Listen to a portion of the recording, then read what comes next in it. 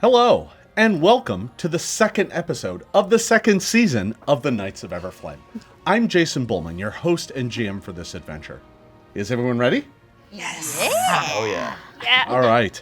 Well, then let's get started. When we last left our intrepid band of adventurers, you were in the middle of an ambush.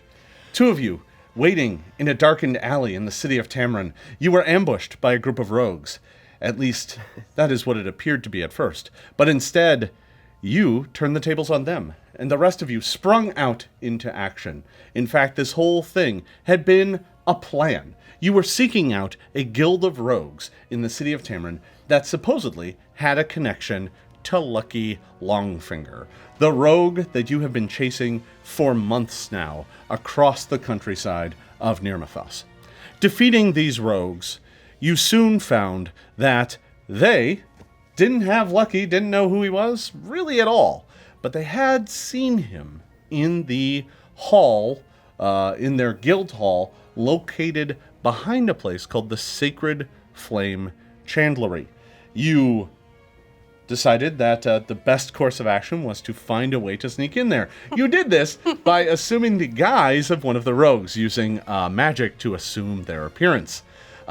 And then you just strolled right in, expecting to be accepted and brought into the Thieves Guild, but that didn't quite work out that way. The owner of the Chandlery is apparently not in on the guild, but allows the guild to exist beneath her shop. And she was not pleased to see a bunch of adventurers, a bunch of rogues, come traipsing into her Chandlery in the middle of the day.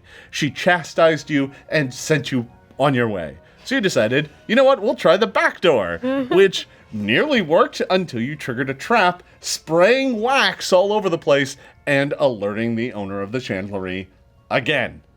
After spending hours cleaning up the wax, you finally decided to come back later that night, once the shop had closed, and sneak down into the thieves' den, but down below, to treat with someone known as the Mirror Man. Making your way down into the sewers, you quickly associated yourself with the rogues that lived down there, pretending once again to be the rogue leader that you ambushed the other night. They brought you to the Mirror Man, but he quickly saw through your ruse, and in fact could change shape at will, and asked his fellow rogues to put an end to you meddlesome adventurers. The fight was fast and rather furious as the Mirror Man assumed the guise of Omelette, and everyone threw almost crit after crit after crit into the poor Mirror Man, and the doppelganger, which is what you learned that the Mirror Man was, died moments after. Talking to the rogue, you learned that Lucky once again slipped right through your fingers, was just here a few days ago, had left just before you arrived. But oddly enough, the rogue didn't call him Lucky, called him Lucent. Lucent Longfinger. That didn't seem to make sense to you at all. But Liz, in the back of the Mirror Man's abode, found a number of crates filled with paintings and sculptures. Not really taking too close a look at them, you quickly looked at the shipping label, and it said that they were to be delivered to the Thistlebrush Gallery in Canorate, the capital city of Molthune, and that they were to be held there for a Lucent Longfinger art dealer. And that is where we left off. So we will pick up right after that. You have finished your business down in the den of thieves beneath the streets of Tamran, and have made your way back up to the surface. The rogue that you had with you, I'm not sure if you're turning that rogue loose or trying to set him on the proper path. Oh, yes. Oh, is this another convert to Saren Ray? Mm-hmm. Oh, I see. I also want to take one of those paintings, just because. Okay. Actually, I had a bit of an idea about that, if you're willing to. My idea is this. These packages need to be sent to Lucent, correct? Need to be. Why? Why don't we just escort them to Canorate. Molthune. And we have an entire network now of rogues to possibly spread some rumors for us. I am the Mirror Man now, I guess. So, A little whisper campaign. That's true. we could spread some words I to the agree. What are we rogue rumoring? community. I say we deliver the packages. Yeah. Just so you know. That's where my parents live, so this is gonna be very exciting. Oh, we're gonna meet your parents. Oh God, I hope not. Do We invited for dinner. Probably not. We'll see. We'll see how this plays out. place to crash? Yes. No? Oh, I'm guessing. I was kind of sent out here as punishment, so I don't know if they're going to be quite happy that I'm not So you're from Molthune? at Lastwall. Yes, I am from Molthune. So just- you know the area. Yes, very well. I was born and raised there. Okay. Well, So know this we gallery? can. I'm familiar with it. Yes, I have spent some of my weekends spending time there. Well, you've heard of it. I've heard of it. Never mind. It was a place that you, growing up in Canorate, especially considering your parents' station, Yes. you got dragged to lots of galleries and events and stuff like that. And to be honest, they all kind of turn into a blur. And as with most businesses, they open and close on the drop of a hat and change name. You've heard of this one. You're not sure that you've been there before. But in Canorate, that doesn't necessarily mean too much. I might have been there. I've been to many galleries, and things shift and change a lot in the city. So, but yes. Back to the rogues. Well, what I was thinking is first, the best thing to ascertain is whether or not Lucky left because he was tipped off that we were here, or Lucky left in to prepare the way for his next con. We don't know why he left. Well, I don't know if it would have really gotten out that we were looking for him. I don't imagine that is the case either. So if we just escort the packages and see if it flushes out the halfling, then we should do that. But, setting the rogues on some kind of whisper campaign of some kind to maybe Spread the rumor perhaps, that we're dead.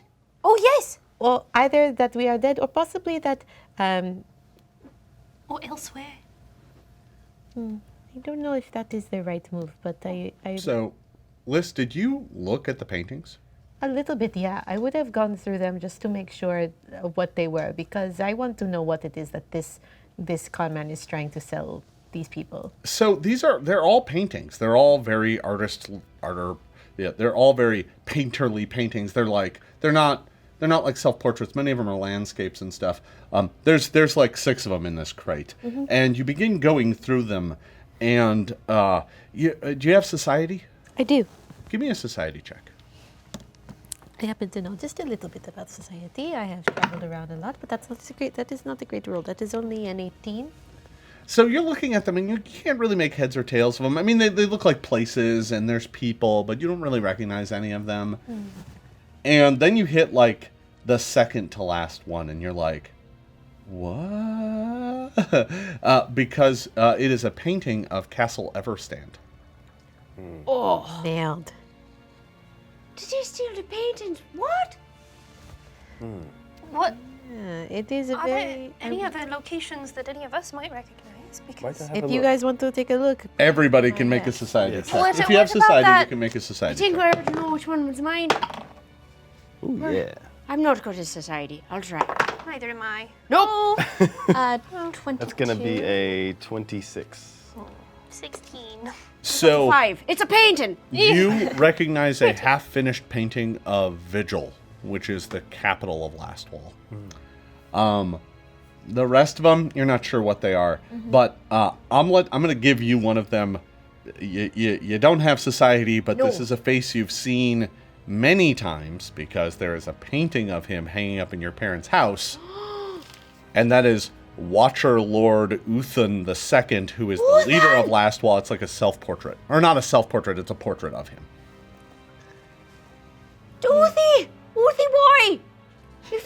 this painting? Why do they have the painting? Maybe they. He's one of the most famous Lastwallers there ever was. Yeah, he's the current commander of Lastwall. Is he still alive? Or Do I know if he's still alive? you're not sure? Nobody is. Didn't something happen to Vigil? Is it very possible that these paintings are counterfeits? I mean, obviously they are, but Or I mean, stolen. counterfeits or stolen, one or the other. So in the months that followed up the events in Casson, you did range north. Remember, I said that you went north into Lastwall to see what there was to find. You found Lastwall Crusaders fleeing the countryside left and right. They had been given an order that none of them had thought they would ever be given. There's a fallback order. That is this is the last resort order. This is the order of, if you are given this order, it means Lastwall has fallen, and it is the final rally point. It means Do we know that- everyone leaves, and they go to a city called Absalom. Absalom is the largest city in the world. It is gigantic. I mean, it may not be the biggest, but for all intents and purposes, everybody assumes it's the largest city in the world. It is located far to the south. It is a gigantic metropolis on an island. Okay. But that is their fallback rally point. So you ran into some knights leaving the country trying to go there, but it's clear from what they said that Lastwall completely fell. Vigil was destroyed. It blew up. It's gone. I wonder if Lucky has been up there ransacking. Well, I wonder if these portraits are all of places that have been destroyed. Absalom is the place where my father was assassinated. Oh. Just a sidebar. What does it all mean? Definitely a bigger puzzle than we were anticipating, that is for sure. But it makes me wonder about the origin of these paintings. If they are not counterfeits, they were obviously taken from somewhere. We already know that Lucky has been up to Everstand several times in the course of his life. What better time to go up there than the one time he's not going to be pressed into duty? Can I? He stole this from the castle. Possibly, I don't know. That's just a supposition on my I part. can call upon my deity. Shellen is the goddess of art and beauty.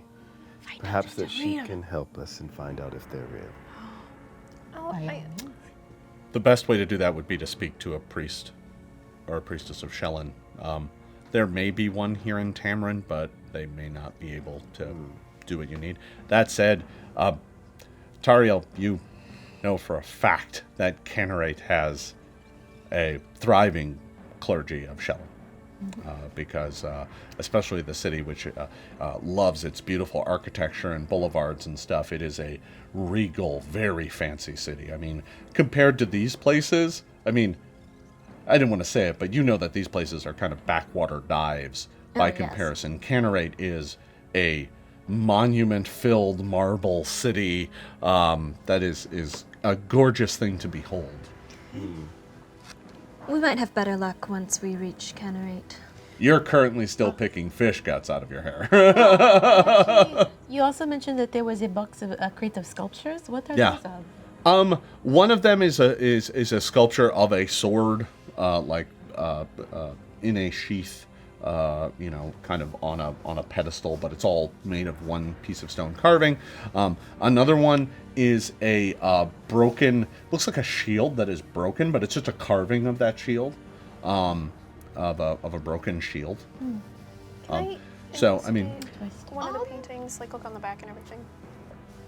yeah, I mean, you can investigate them. They look, I mean, Yeah. so they don't look magically created or anything like that. Like they have signatures of artists. Well, some of them do. Some of them only look like half finished. Can I do like a warfare lore check of sort of know if these are famous artifacts from the war or anything? They don't really look like war artifacts or anything like that. I mean, they Not look like. but like Yeah. the The sword and the. Oh, like, for that. Oh, What the yeah. No, images give are me of. that check. No, give me that check. Yeah, Okay. absolutely, absolutely. He got really excited. I just realized. Yeah, I was like, how are they going to identify that thing? 25. Oh, perfect. Yeah. So you don't know what the sword is, but you know what that shield is. You definitely know what the shield is. You would have known what that shield is with like a 10. That is a sculpture of the shattered shield of Arnesand. It is the shield that back when the Whispering Tyrant was imprisoned forever ago, like for like 1,000 years ago, Yeah. when he was imprisoned at the end of the Shining Crusade, it was because of this shield. He, in fact, the shield was being wielded by General Arneson. It was a sacred relic to Eridan. And when the Lich tried to defeat him, he cast a wish, and he wished for Arneson's heart to be in his hand. But Arneson had given his heart to Eridan, and the shield shattered instead, and a fragment of this holy relic embedded itself in the Lich's hand and destroyed him. That was 1,000 years ago. This is just a sculpture of that ancient relic.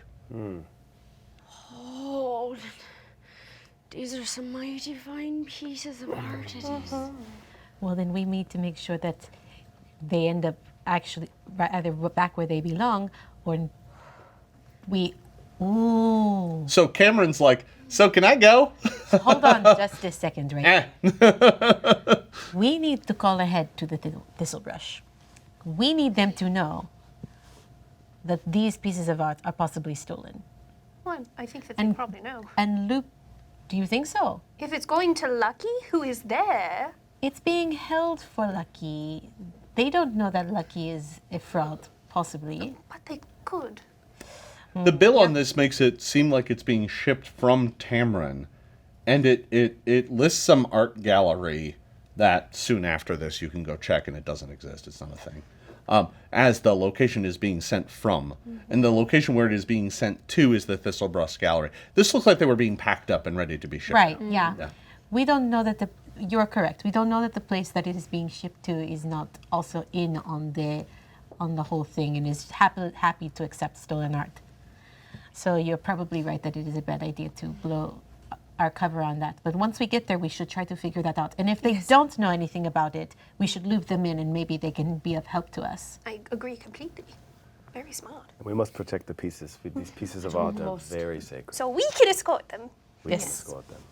And So- our Find swords. Lucky and So you're able to easily kind of crate up the stuff because it was already crated up. I mean, you took it out. So you can just put it back in. It's easy to do and seal back up the boxes. I'm gonna turn to the rogue. Hi. The wolf rats are done. Okay. Go to the Temple of Sarenrae. Tell your friends to go to the Temple of Sarenrae, or the Mirror Man is going. You're gonna have to answer to the Mirror Man.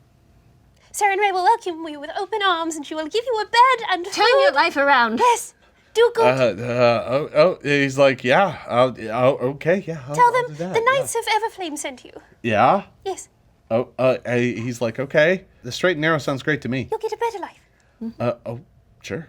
You can do good. It looks like he's struggling with that, but he's like, I mean, I'll try. And he kind of packs up and he's like, well, all right, so I'm gonna go enjoy your new fortress lair. Bye. Be safe. He gets out of here. He's gone. The moment you let him go, he bolts. All right, now we have to figure out how we're going to transport these I don't really things. trust him. And do we just leave these bodies there? Should we just seal this up when we go and... Well, we should definitely let the lovely lady upstairs know that she is no longer beholden to any. Oh. She might actually like us for a Yes. change. Now that she doesn't have to deal with them. Good news. All right, so to keep the story moving along, you're able to easily contact the woman who runs the chandelier, We leave a note. and you leave a note, and you're able to pack up and get out of here. Do you inform the town guard about the Thieves Guild and that they've been taken care of, or do you just? They were being paid off. Don't bother. Yeah. All right. So you don't bother, but you are able to get these crates out of here very easily, and then I'm assuming you're trying to find a way to get to Canorate. Yes. Ship With us these, and with these the boxes. crate. We need a cart. boat. We need a cart or a riverboat, I think. Sure, it's a boat. Well, the easiest way to get there, you could travel overland, but there is a bit of a problem with that. The border between Tamran and Molthune is not. It's a little. No, it's not mountainous. It's a little militarized. The two nations are not friends with each other, and crossing the border is a little dangerous. That said, it's not too hard to find a barge or a boat that sails around Lake Incarthen that could take you from Tamran to Cor-Home, the port city in Molthune. And once there, then you could pretty easily, either hire a wagon or hire another boat to go from Cor-Home to Canorate. How much more time does it add to our journey to do it the safer, easier way? It doesn't really add too much time, to be honest. The overland route is actually a little slower. Okay. It's a little bit more direct, but it's definitely not going to go as fast as a barge from here to Cor-Home. And then from there, you could either get a river barge that's going to go up the river to Canorate, or you can get in a merchant train or something like that and get up there that way. Anybody experience seasickness? Don't know. Well, Never been on a boat. I don't like being on boats, but Oh, yeah, that's I forgot mostly you don't a like personal water. thing. I can do it. Well, there was Okay. the one time with the blind man and the Oh, we did. rowboat. Yes. well, Really the same. true. So you make your way back to the Gar's last meal. That also happens to be where all the ship captains hang out. Oh, great. Who looks nicest? So you arrive and you're able to store your crates of art somewhere, and In our loft area. yeah, in your loft area, right? I mean, Suppose. yeah. And Feel uneasy leaving it. Pugless is like, welcome back, friends. You're just in time for dinner. Today's special? Fish. Yeah, it's still fish. It's whatever we caught today. Actually, there's an old boot as well. I've got it nailed up there. Anybody need a left?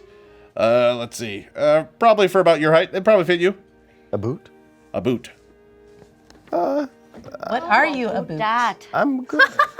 All right, fine. That was a clever joke. Thanks. I've been working. And before we on get too being far into friendly this, by all the day, way, I sort of just stored it up. Yeah, you had to get it out somehow. before we get too far into this, I should also hand out your hero points. oh, everybody yes, gets please. everybody gets one for the session. Everybody gets one. We're back. I was like, why do I have 3? You're back to only one. Take it. You gotta take one and pass it down. Hold on to that. I mean, just in case you need it. This boot is what? It's an old leather boot he pulled out of the sea. It's not. There's nothing special about it. Okay. It is. Just It is a dirty, soiled boot, and don't you can need clearly see there's a hole where the toe should be. It's not. need that boot. He's just offering it to you. Okay. Yeah. Thank you for the offer. All right. So fish it is.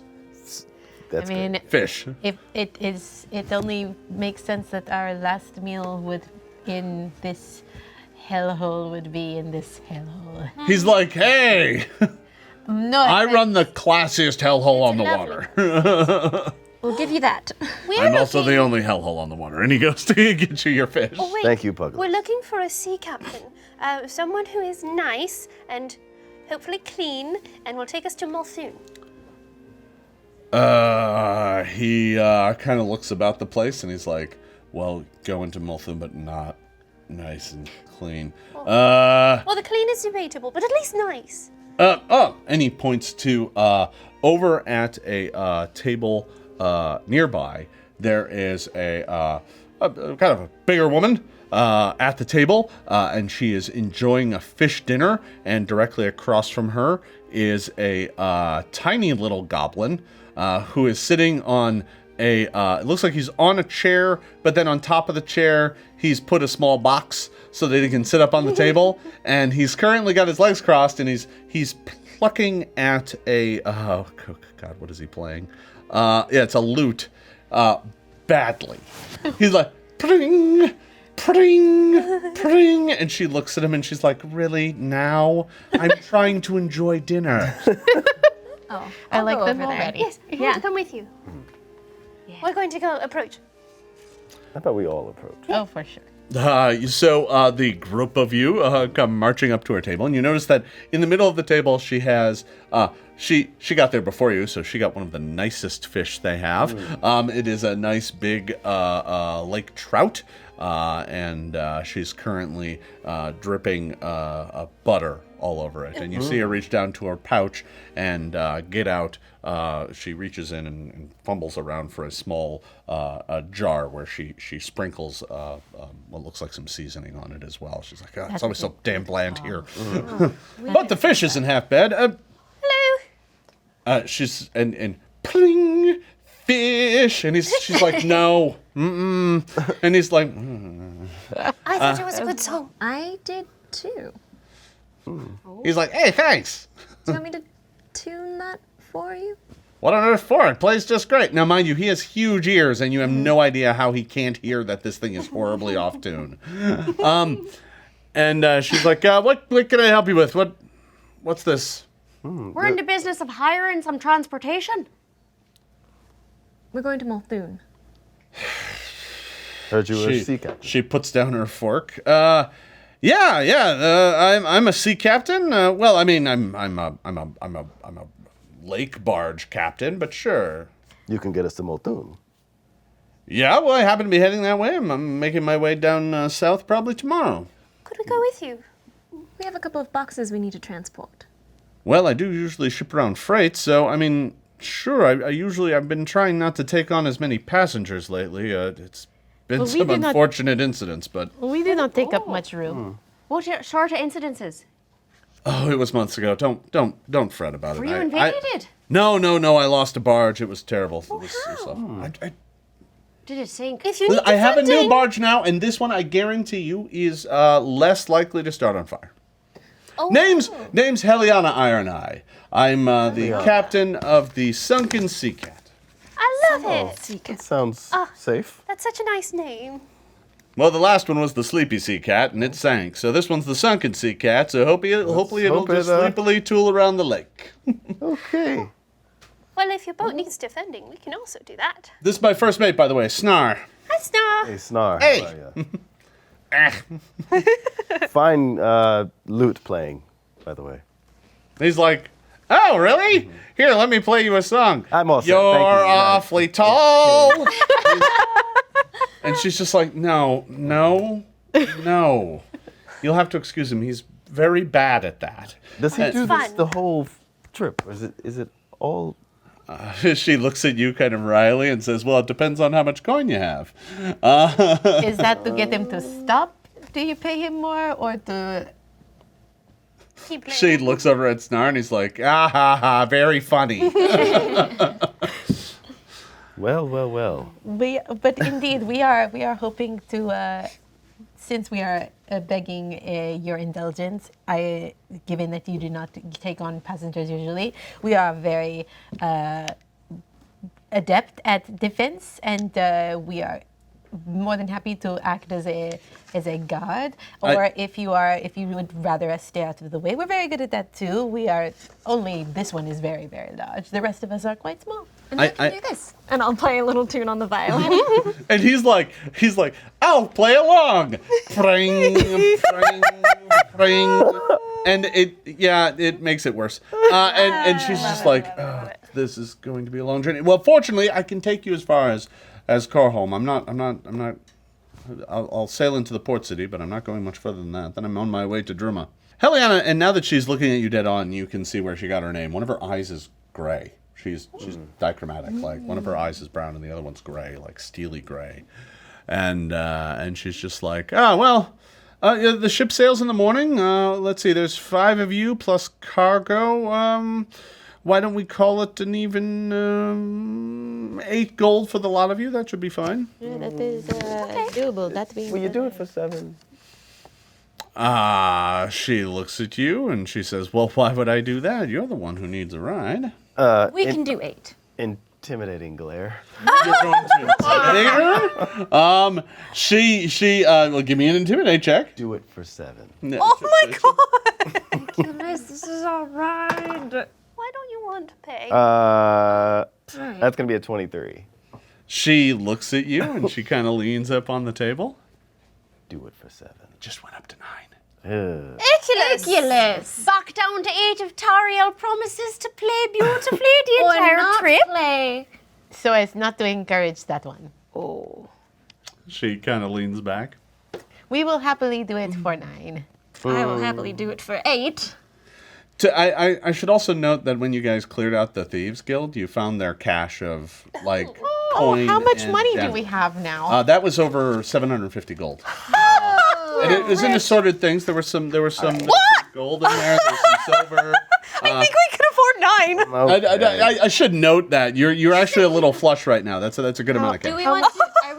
Do we want to split it, Let's or just do keep we a want to party keep fund party right now. fund? We can split it later. Party okay. fund sounds Party good to fund. me. How much did you say again? 750. 750. That's definitely more than a soldier's salary. That's pretty good.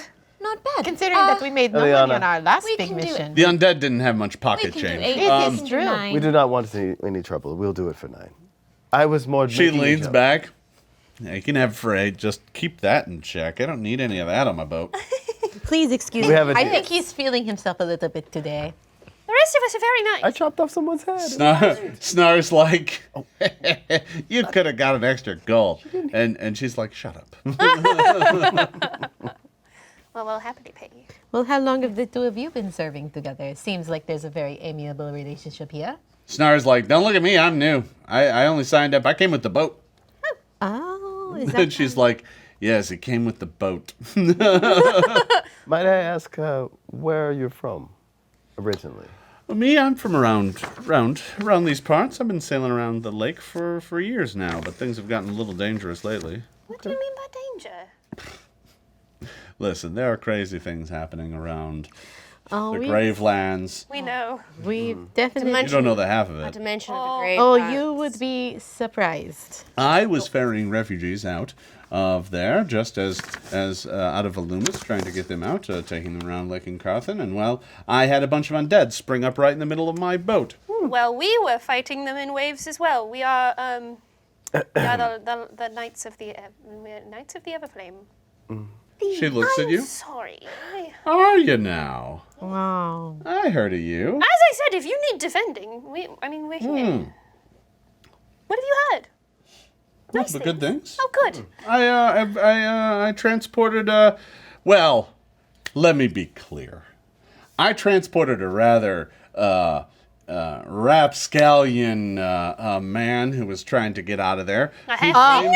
Who blamed all of his troubles on a bunch of knights in Cassin, and I'm wagering But his name you're just them. happened to be Mayor St.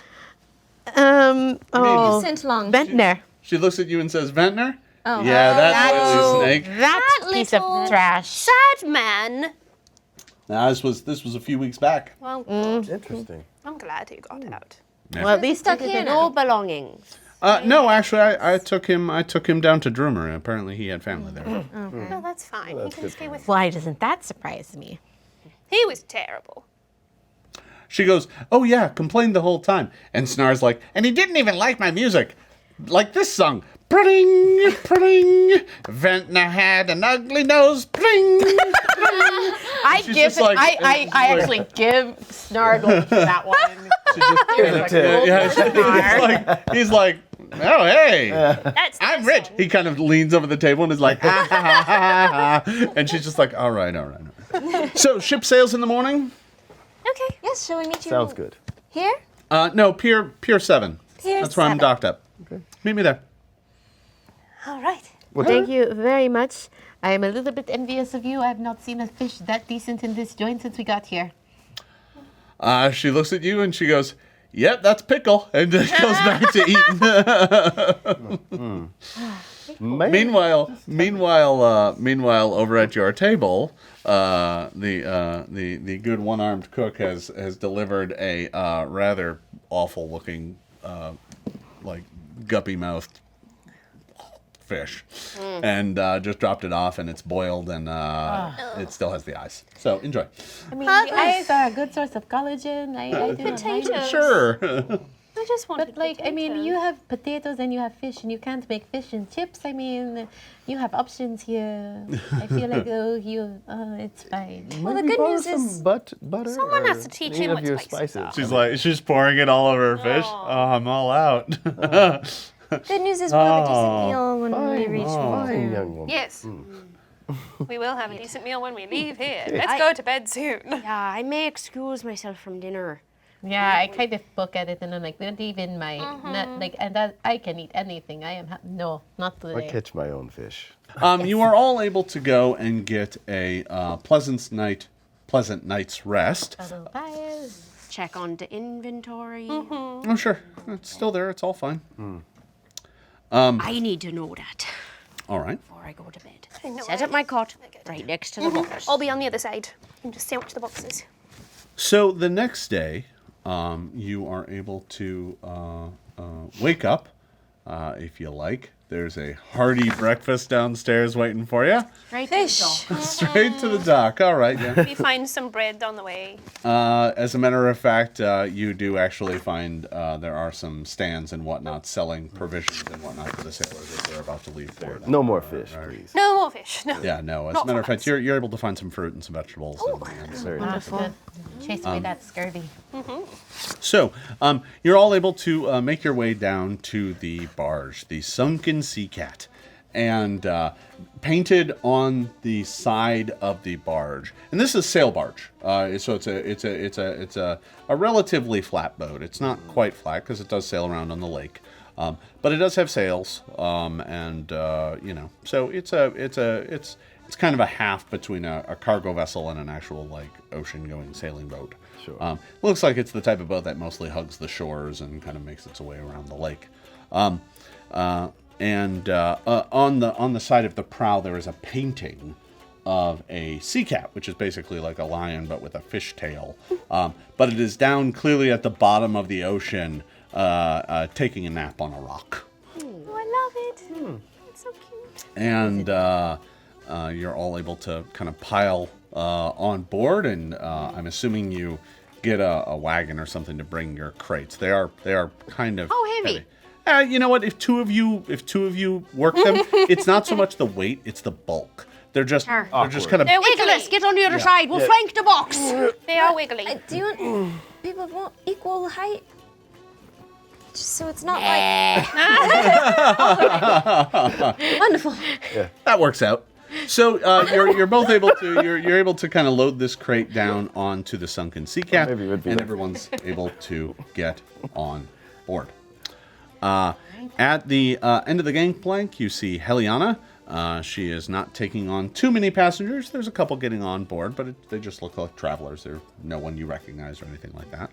And then you also have Snar, who is there. He's kind of propped up on a series of crates, and he's singing a welcome song. Welcome to the Sea Cat, bang! And it's really not good. Like, it looks like he broke one of the strings at some point in time between last night and tonight, and he hasn't replaced it. So when he strums all the way across it now, it's just missing a note in the middle. It sounds really bad. But he's like, and he looks real happy about it. Well, at least somebody is enjoying themselves. Yeah. Is there like a cabin on this boat anywhere? Not really. No. It's just a run-of-the-mill barge. It's the sort of thing where there are piles of crates and goods and barrels and stuff all over the deck. And between some of the towering kind of crates and stuff, they've strung like tarps so that there's sheltered areas, but they're pretty much just on deck. It looks like you could probably hang out here and, be relatively comfortable. But there isn't there is a cabin, but you're wagering, since it's the only cabin, that it's probably Heliana's. I just want to find a place that looks stable to just hang out. Well, Hunker down in. Snar, when you get on board, is like, all right, so we don't have too many passengers, so you kind of get your choice of what tarp you want to hide under, or hang out under. It's pretty sunny out there, so you probably don't want to sit out on deck the whole day. Might be nice to dry off, really. Sounds kind of lovely, actually. I think I wouldn't mind. Yeah, feel free, but if you want to drop your stuff off, pick one of the covered areas and just keep all your stuff kind of out of the way. We appreciate it. Thank you. Yeah, no problem. We'll have your crates put wherever you choose, so you're able to find one. I'm assuming you look for something that's kind of towards the middle of the boat. Mm-hmm. All right. I want to find like the darkest spot to just crouch and hide. This is awful. I hate boats. I'm gonna use my mask as like one of those things. All right. Very nice tan. You're right. It's not that different than a rowboat. No, it's quite nice. It's quite a bit bigger, but it's fundamentally not too. It's not a terrible. whole ship, This kicks though. off their boots of elven kind and just takes off their cape and their hat and they're just Yes, lounging. and I joined them. This is nice. Everyone's having a great time, and the Nix is in the dark, like, oh. This is the worst. So you're able to get yourselves all on board, and not an hour later, Heliana pulls up anchor, and the Sunken Sea Cat begins to pull away from port. As Tamran kind of falls away in the distance. You see it for the small wooden town that it is. It's one of the biggest towns that you've been in. It's significantly bigger than Casson, and bigger than Crowstump, but it's still a small town. And for many of you who have traveled the world, you understand that, but not all of you. This was one of the bigger towns you've been in, especially recently. But for some of you, you know that Canorate is a much bigger town. So you begin sailing down the waters of Lake Incarthen. Heliana stops by shortly after you leave, and she says, "Now, if the wind holds and we have some smooth sailing, we should pull in at Cor-Home late tonight. But if the wind isn't great or anything, it may take till the morning. So we'll see how it plays. But sit back, relax. This is a relatively easy sail. We'll be sticking relatively close to shore because it makes good sense. And last time that was critical. And I'm sure we'll have a nice, safe, pleasant journey." Iculus Right, thank you. starts to pray to Shellen just for protection. All right. And I'm just going to check the fletching on my arrows. Busy myself with the mundane things. Sure. You can all take some time to kind of get your gear in order, maintain your weapons and your armor and stuff. You can, there's plenty of little things that you can do to pass the time. Obviously, you're all back up to full health and everything like that. That's not a problem. I want to be keeping an eye on the shoreline. Okay. The shoreline quickly, not even an hour later, you've left Nirmathos behind. You're now sailing along the coast of Molthune. And for that first hour or so, you see like a keep not too far off from the shore. The Sunken Sea Cat takes a wary approach far enough away from that to make sure that nobody inside thinks they're being attacked or anything like that. But other than that, it's just a coastline. You see the occasional fishing village and things like that, but it's a relatively pleasant enough country. Although I should note that this time of year, it is cold. And even though you're out here on the water and it's sunny out right now, the rain from last night finally broke. It is cold. It is like almost winter. And in your journey down here, there were points where there was snow. Casson has snow right now. Tamran doesn't, just because it's right on the lake, but only just barely. But down here, you see the snow here and there, but it's not too bad. It's not that freezing cold. And as you travel further south, it gets a little warmer.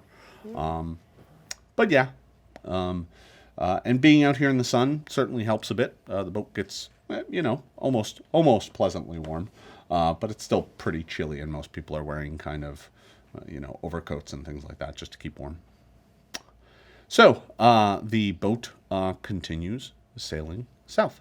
Is there anything in particular anyone would like to do? Otherwise, we'll just keep the story moving. How do you feel about going back to your homeland?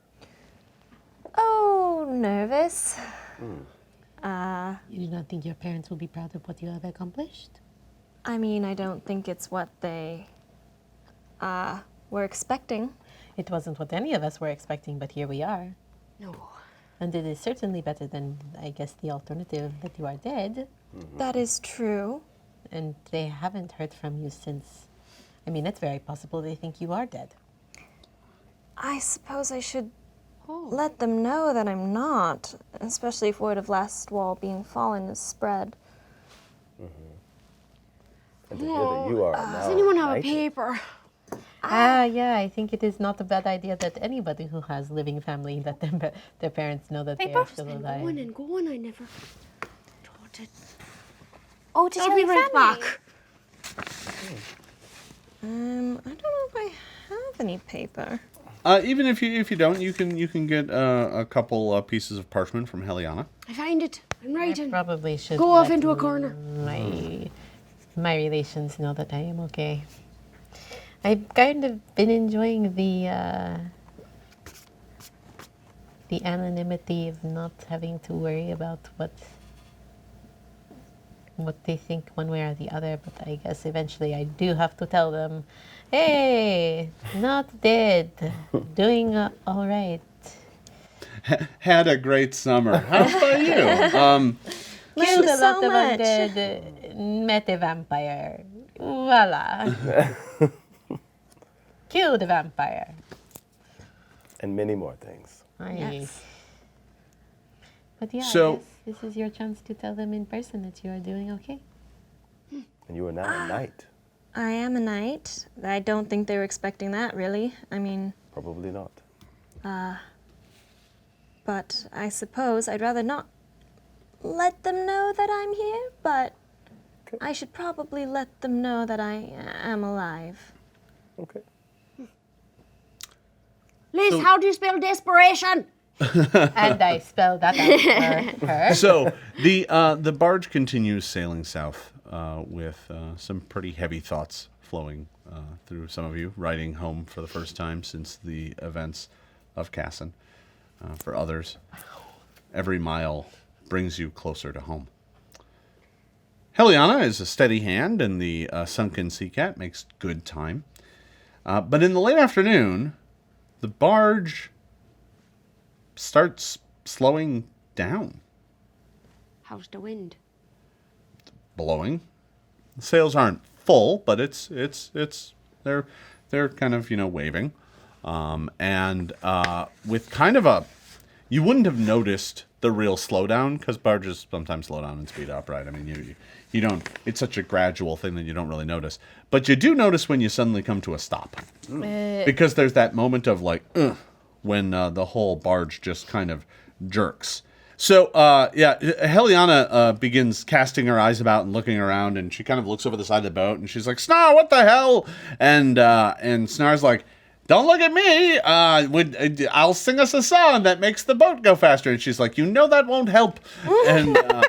And she come with me and help me figure out what on earth has caused us to stop. I jump up and go with them. I want to get going as soon as possible. I would also like to take a look. I want to see if there's anything that my keen eyes can pick up. She, as the group of you kind of get up to help, she's like, don't worry. I'm sure we're just caught on something. If you seem intent upon helping, she's like, Snar and I are going to go check up front and see if there's anything caught on us. Why don't you take a look on the sides, or maybe checking back and be right back. I'll go to the sides, but I'm going to keep towards the front. Okay. I'm going to have my sword ready just in case I don't like to be on water. Oh, okay. Now. So you draw your sword, and the moment you do it, it surges to flame, and Heliana kind of skids to a stop, and she's like, "Oh no, I'm not gonna set the boat on fire! Not again! I am not losing another barge to fire. You put that thing away right now." What if it's the undead? What? I don't know! What are the odds? I don't know! And she Considering it is us? she looks at you and says, "Please, I lost my last barge to fire. I do not need that happening again." Fine, okay. It's fine. You did just notice that all of the torches, all of the light on this barge, they're illusionary light. They're not real fire. It looks like she's taken some precautions after having lost her last barge in a fire. So she's just like, I put it away. she looks at you. But just so you know, if we get into a fight and I have to... Menace, would it make you feel better if I drew my sword? Yes! Okay. She's like, that thing doesn't burst into flame, does it? No flame. All right. So her and Snar go running up to the front. You were kind of running off to the side, but staying close to the front. Where are you going? Just standing in the Protecting middle. Linda. I'm protecting Menace. Let's check the other side. Check the other side. You I'm said you were back. into the back. Liz, where are you going? I would like to go to the front. The front. Okay. So you kind of go up towards the front with Snar. So you all kind of start looking around, and Omelette, for you to look over the back of the boat, you have to kind of climb up the aft castle. And mind you, that's the only place where... So the back of the barge has a raised area, and underneath that raised area is where Heliana's cabin is. But the raised area is where they can have a better view of the surrounding area, and it's also where the wheel is. That's fine. I'm good at climbing. Yeah. So, but there's a stair that goes up to it. So you don't have to climb. You just walk up. And you go walking up there, and you get up top just as Oh dear. crawling up over the back of the boat is, it looks like it's about a 10-foot tall lobster. But it has like 4 bipedal legs, and it just comes crawling up over the boat, edge of the boat, and it's got 2 giant claws, and its face ends in tendrils. It looks kind of like this. No, I don't like that. Looks like a giant lobster bug. I'm going to crack that. And thing it open. I was gonna say, I wonder if we can eat it. It comes their first response. I wonder if it tastes good. All right. Weird fish for dinner. Eating the worst fish. At this time, everybody, this is super useful. It has all the stats on the back. Can I get everyone to roll initiative, please? Oh. At least it's on initiative. Oh boy. Yeah. That was a crap roll. Omelet, what do you have? 27. Liz, what do you have? 18. Linnaeus. 14. Oh my. Tariel. 23. Iculus. 18. What did you have, Liz? 14. 18. Yeah. Oh, so But I both will. of you have an 18. I'll always let our champion go first. All right. All right.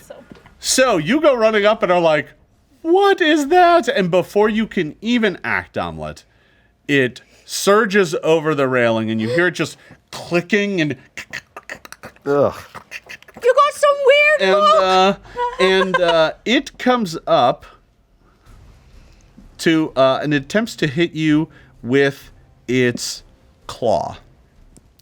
Yeah, it comes up and it's going to attempt to hit you with a claw. Okay. This will be a first. Armor class 28. That hits.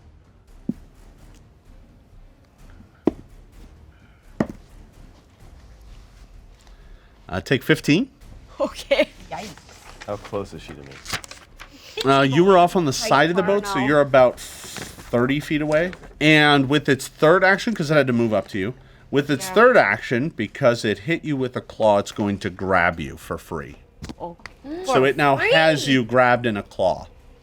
And, yeah. It looks like it's trying to drag you up to its face tentacles. That's rude.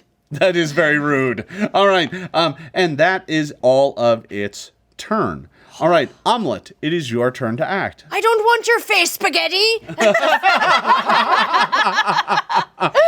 That is fair. All right, so you don't have a weapon drawn. I don't. No. Okay. So you are grabbed. Well, that's what I yell as I reach. He's only got me around the middle, right? He's got one of your He's arms. got me in my arms. Okay. Well, Actually, you know what? It doesn't really specify that anymore. He just has you by the waist. His claws like around the waist. okay. But your arms are free. Okay. Draw for one. Okay. That is a manipulate action. Can you go ahead and roll me a d20 to see if you succeed at it? Ooh. Just What tell am me I what you adding? got. It's a 7. Yeah. Clean on the die. A 7 is enough. You need it to be higher than, or 5 or higher. On a 1, 2, 3, or 4, it just failed. Because you couldn't, it's holding you too tight and you couldn't get a hold of it. So you managed to draw your axe. my weapon. That's one action. Second action? Swipe it at the face, spaghetti. That's a clean 30. Did you say 30? 30. 30 will hit. Yay! You said that like I almost didn't. Barely. I know. Barely. It is an armored lobster. Flip it like Like, this. no. Flip the Should spaghetti have brought out upside a down. hammer. 16 damage 16 damage. All right. for the first. Your axe slams into it, doing 16 points of damage. And it cracks open, and that kind of white jelly that you get when you crack open a uncooked crab Crustacean? creature, kind of comes out and kind of gooey. It just kind of. I'm sure you. I'm a little ashamed. It makes me a little hungry, and then I swing again. All right. Okay. No. Yeah, right. You swing wildly again. Too but, hungry. But your blade just kind of skips off the carapace and you don't manage to connect. That is. We got crabs! Just one, and it's real big. Tariel. Oh gosh. Do I? Tariel, did you go to the front, or you're off on one of the I'm sides? on one of the sides. So you're about 40 feet away. Can I 30 feet away hear from. what's happening? I just Oh, you shouted could see it. Oh, great. So to be clear, it's like 9 feet tall. That's a big boy. It's huge. That's gonna feed a lot of rather people. large. Yeah, that's a real big We one. are very hungry. That's a big Let's boy. go ahead and I'll play a little tune. All right. And from where I am, I'm going to Snarl turns around. Oh, are we playing songs now? Oh my God, what's that? can I see any like rocks or anything around? There aren't rocks, but I mean, if you're looking for debris you can throw at it, there are like hooks and stuff on the deck and whatnot, and like I'm gonna try to you know, hook it, I guess. yeah, like pulleys and stuff. There's loose gear on Like, the is deck, there, like, not a, too much. A sharp hook thing. Well, it'll just get thrown at it like you're not able to attack with it. You just kind of chuck objects at it. So. Great. I'm gonna check something heavy at it. All right, yeah. So There's maybe a one of those- bucket nearby that you can throw at it. Yeah. Bucket full of knives. Nine, is 23. Not enough. The bucket goes flying up there, slams into its carapace, but doesn't appear to do any damage, and it just kind of clicks it. Whoa! And that is the end of Tariel's turn. Yep. All right, Iculus, it is your turn. How far is this thing from me? About 30 feet. 30 feet? Yeah. It's not a straight line, but it is only about 30 feet. If I use the ring of the ram, can I punch him back into the sea? The only problem is it's got hold of Omelette, so you might be punching Omelette back into the sea as well. Right.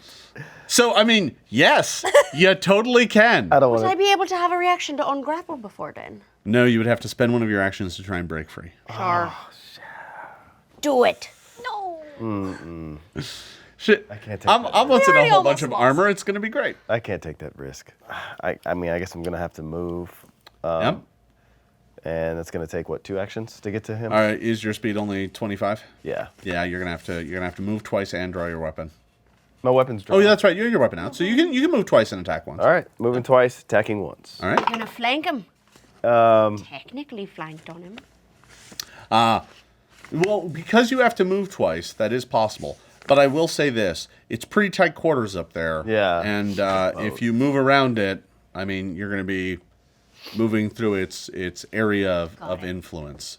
Okay. I mean, if it can take attacks opportunity, you know, not all creatures can. well, I don't know what the armor class is now, but that's a 26. All right, so you did not move into a flank. No, I did, but Oh, you did. Yeah. Okay. So when you moved into the flank, and I'm going to resolve the 26 first. okay. It misses. Oh no. I rolled a 30. I know. Barely hit. And it gets an attack of opportunity on you. Of course it does. So with its other claw, it shoots out and attempts to hit you. Yikes. The quality of that I'm in. Yeah, it has 2 claws. Oh, I was just wondering if I'm along for the ride of this. No, you're not. You're not. No, but I did roll a 20. No. So I'm going to crit you with the claw. Okay.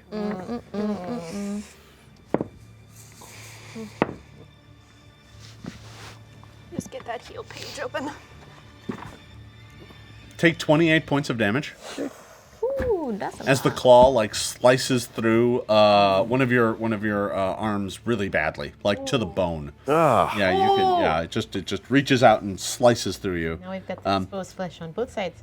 And that is the end of Iculus's turn. That's great. Liz, it is your turn. Great turn. That is great. That was a great turn. Yeah. Really went well.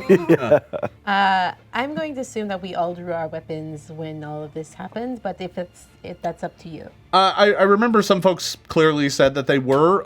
We can say that you did. That's fine. Cool. I am going to hunt prey. All right. That lobster is dinner. And then I'm going to hunt it, shot it. So you did go up to the front of the boat. Yeah, which I'm going to means actually, you're correct. So You I'm are gonna a have to good move. ways away. Yeah, I'm I going to mean, have to move. you can fire from here. You'll just be at a penalty, and this thing's I'll pretty move hard to up hit. close enough to hit it. All right. So you move a bit. do hunted prey, then quick draw. Oh no, you had the bow out, yeah. and then. So I just and then have your 2 bow. shots. Yeah, right. That's Yeah. for my hunted shot. That's Great. my whole.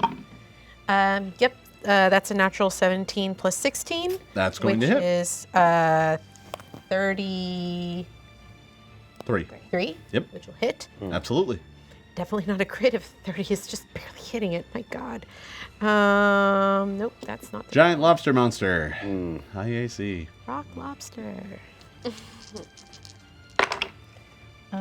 We killed this thing. We're eating it. 11 to 13. 14 damage 14 damage. on the first hit. Maybe Heliana has more of that butter sauce. That is a natural 19 on the second roll plus 11, which is going to be 31. 19 plus 30, or 19 11. plus 11. So 30. 30, sorry. Yeah. My bad. Yeah, no worries. That is going to hit as well. And that will be another 10 damage. 11. 11. All right. Your arrows sink into it, and where they hit it, like little like squirts of white milky goo come out and like get all over you, and but it's still fighting and clicking. No one can understand you. It's tentacles. And I'm in one claw, and I'm No, it didn't grab you. just The slicing grab it, is an extra action, so it just took a free swipe at you. Yeah, we're both. It just takes the two of you and just starts bashing together. Linnaeus. Okay. How far away am I from the rock lobster? You are. Let's see. You went to the side, right? Mm-hmm. Yeah. So you're I was about near Hercules. you're about 30 feet away. Okay. Sweet. Screaming, I'm going to help you. I'm going to heal you, I promise. But first, she locks eyes, and she casts Forbidding Ward on you. So you're going to get a +1 status bonus against specifically this guy to AC and saving throws against attacks and spells and other effects. And then her last action, she's just going to move closer.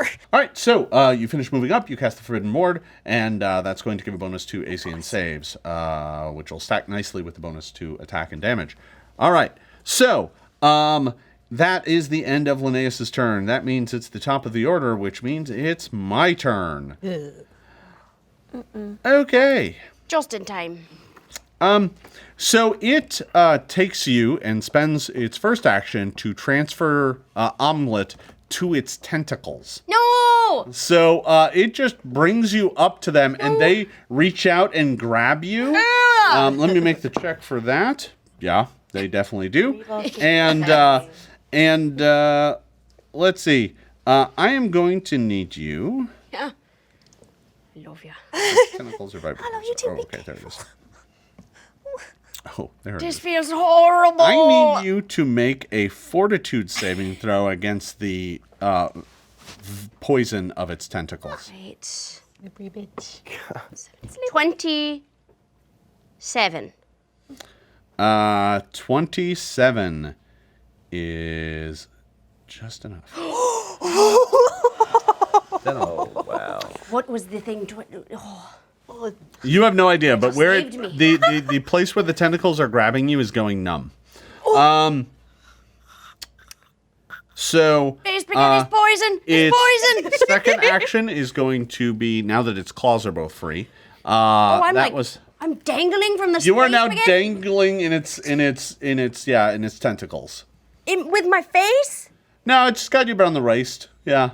Okay. You're kind of hanging out of its tentacles. Way better. I thought it was like sucking on my head. No, it's got you around the waist, but those tendrils are starting to worm their way up you, and you can, underneath, you can feel like, underneath its tendrils, there are like mandibles under there that are like trying to gnaw at you. Saying words. No. Each one is more terrible than the Mandibles. last. It's fine. It's fine. Not fine. No, gross. Okay. Moving on. The lobster creature, then that was its first action. Its second action, it's going to attack Iculus with a claw. That's only going to be a 27. It hits. I think that is going to hit. All right. Oh, that's not nice. Maximum damage. So that is going to be 26. Okay, lobster. And then with its third action, it grabs you. I'm coming! Right. I'm gonna heal. I don't even. Lay so many hands on yourself. Omelet, No. Yeah. it's your turn. Huh. Okay, so if I try to unhinge myself from the things, Yeah, is that you- an attack action or is that? It is an attack action. You can try and break free, making an athletics check. Oh. No. Or you can just Yeah. hang out in the tendrils. I mean, No, that's I kind of up to you. think no. Yeah, no. I'm. Get off me.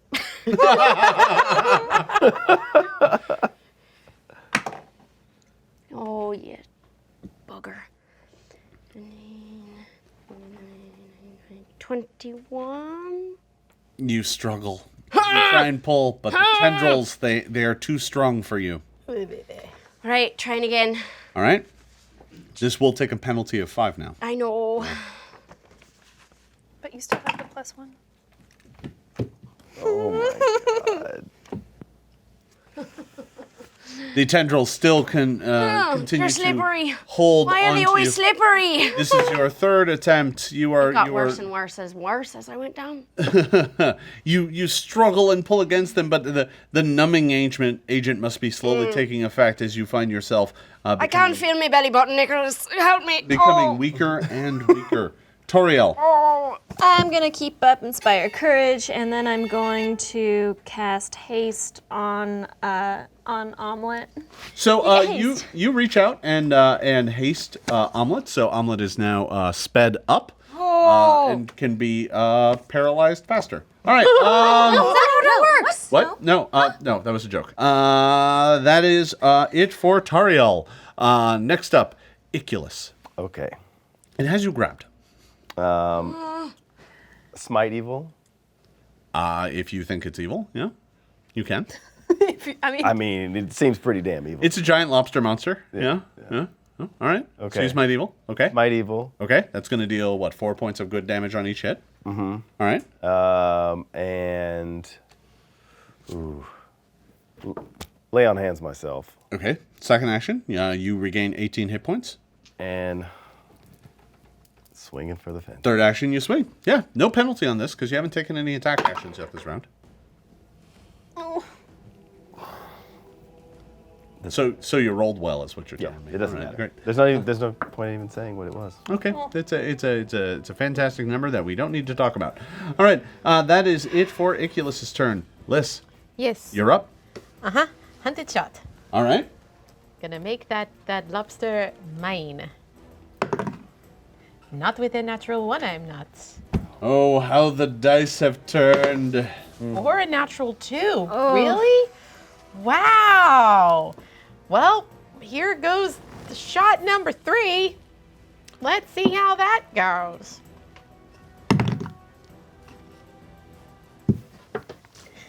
Nope. Arrow after arrow skips off the horrible nightmare thing's carapace, but none managed to connect. Yeah, I have one more attack. Yeah. Yep. We have one more action. You don't have to spend it to attack, I guess. If you Yeah, but you know, what else am I gonna do? I'm a ranger. I have one thing. All right, fair that enough. was it. Okay. Arrow I'm after panicking arrow. because my friends are in danger and I can do nothing. It is a dangerous place to be, Linnaeus. How far away am I from all the shenanigans happening up there? You were off to the side, right? I took an action Oh, and you moving. took an action to move, so you're like 10 feet away if you want to be, or adjacent to one of them if you want to be. Oh, yes. Okay. You could even be adjacent to it if you want to be. Would that give them flanking?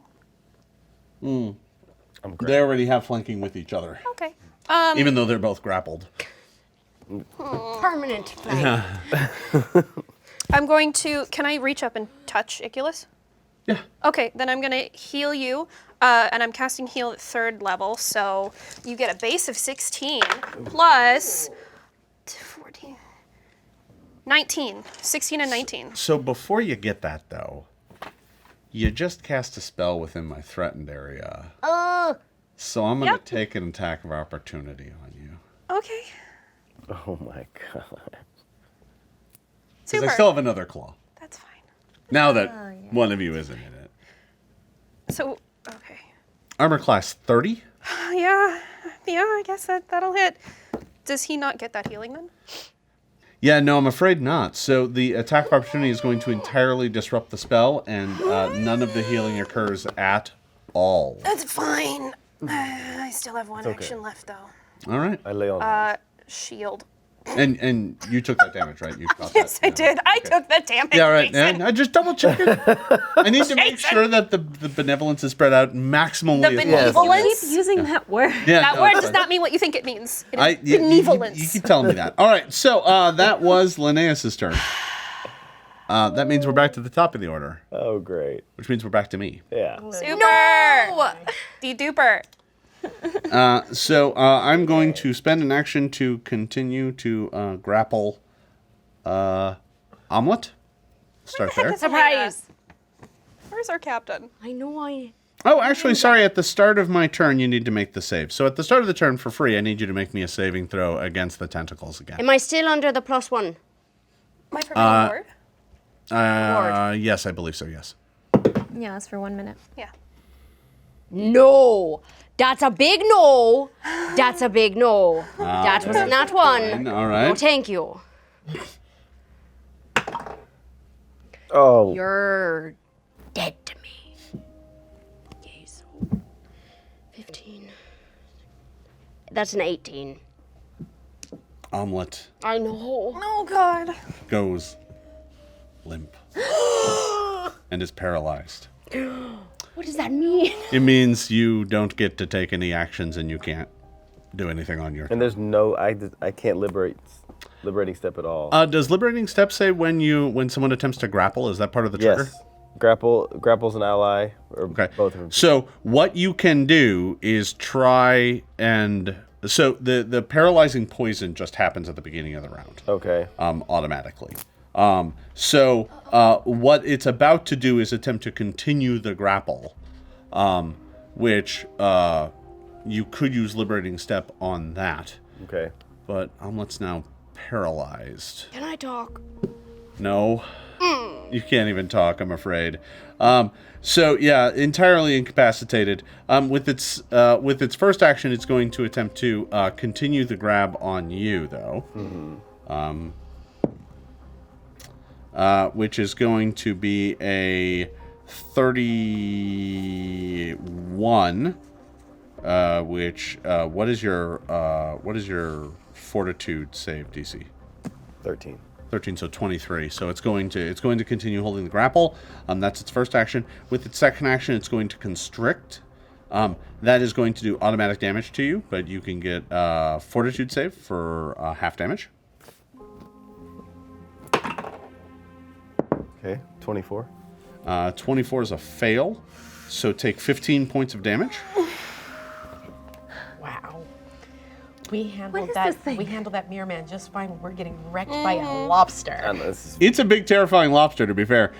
Now, it because there are so many people around it, its tentacles just release Omelet. It just drops Omelet to the ground. exactly has the rest of the crew been doing? The rest of the crew consists of the captain and a goblin, and they are terrified. And Heliana has drawn a weapon and is approaching, but it looks horrified at this thing. And with its third and final action, it's going to transfer you to its tentacles to attempt to paralyze you as well. This is not eating me. Yes. okay. So can you make me a fortitude save? You got this. Shall it be with me? Save me from this giant piece of shit. You did not do that. The 21. 21? You happy with that? No. No? You're gonna... Oh, you give me a coin. Oh, that's yeah. interesting. Okay, yeah. Oh my God, like it's very early. We're using them all right now.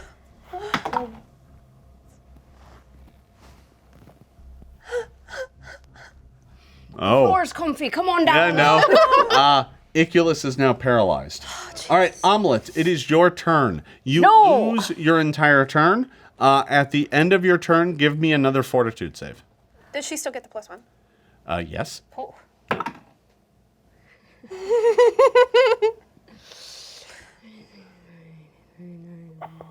23.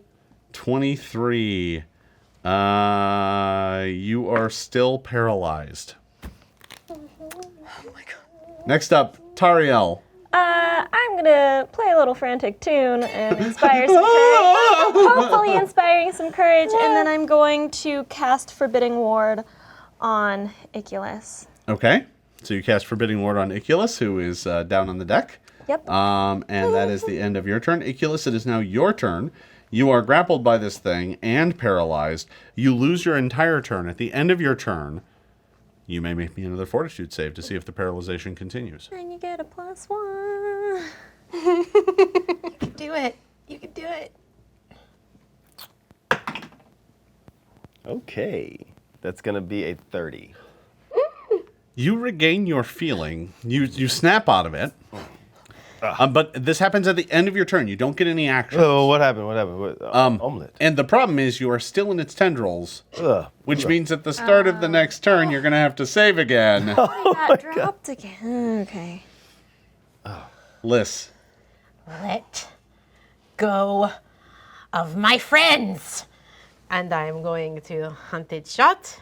Okay. That is going to be a 30. That'll hit. Ooh, thank you.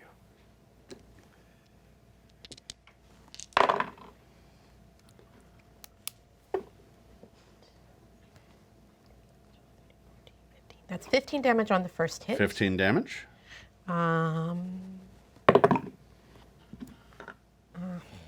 That's not going to hit. Okay. And neither is my second action. Down to just that third and final action Yep. now? I am going to... I have to take the chance. All right. Take the Going for the long shot? Yep. Go ahead and roll. Nope. All right. The one arrow does manage to find its home, but the others skip off of its hard carapace. That is Liz's turn. Linnaeus. Okay, I'm gonna step back Okay. out of its little threaten zone, out of its no-no square. Yeah. And tell me if I can do this. I want to use a ray on it, but I want to choose the direction it goes in. I don't want it to hit the ship. Am I able to do that? Yeah. Yeah? I mean, yeah. Okay. Then it's time for some searing light. Okay. Right through it, out the other side, so it doesn't hit the ship. Yeah, no worries. I don't want to set the ship on fire. Eliana will be very put out if you set her ship on fire. I know. Yeah. Okay. Oh! That's a nat 20. That'll do it. Chills. Yeah, I just all right. got chills. Like, I love this dice so much. I'm having a heart attack. Oh, what am I even doing? Searing Okay, light. I need 2 6s. Can I have 2 6s, please? don't take mine. Okay. Okay, so 12, 22. So half of this is fire. Right, so correct me if I'm It's all wrong. fire. It's all fire damage. Yeah, 22 And fire. it does extra damage against undead. if it's a fiend or an undead. It is I deal neither of extra those, damage. so yeah. it's just going to do the 5d6. But still 22. Doubled, because it's a crit. Not doubled. So 44. 44. Ooh. I'm gonna burn you, That's some and then good I'm gonna put damage. some butter on you. basically cooking it right now. The ray of light slams into it, and in a lot of places it's dark, kind of brown and bluish carapace suddenly turns bright and vibrant red like a lobster when you cook it. And it screeches, Let me go. but it's still alive. Does it still have me? Yes. Yeah. Yeah, as a matter of fact, now it's starting to scuttle back towards the back rail to jump over into the water with you. I'll do it again. I'll do it again. So that was all 3 of your actions. Yes. 1 to move away, Yep. 2 to cast the spell. Yep. All right. That was Linnaeus. It goes at the start of its turn. I need you to make a fortitude save. Otherwise, you will continue to be paralyzed. Or sorry, you will become paralyzed again.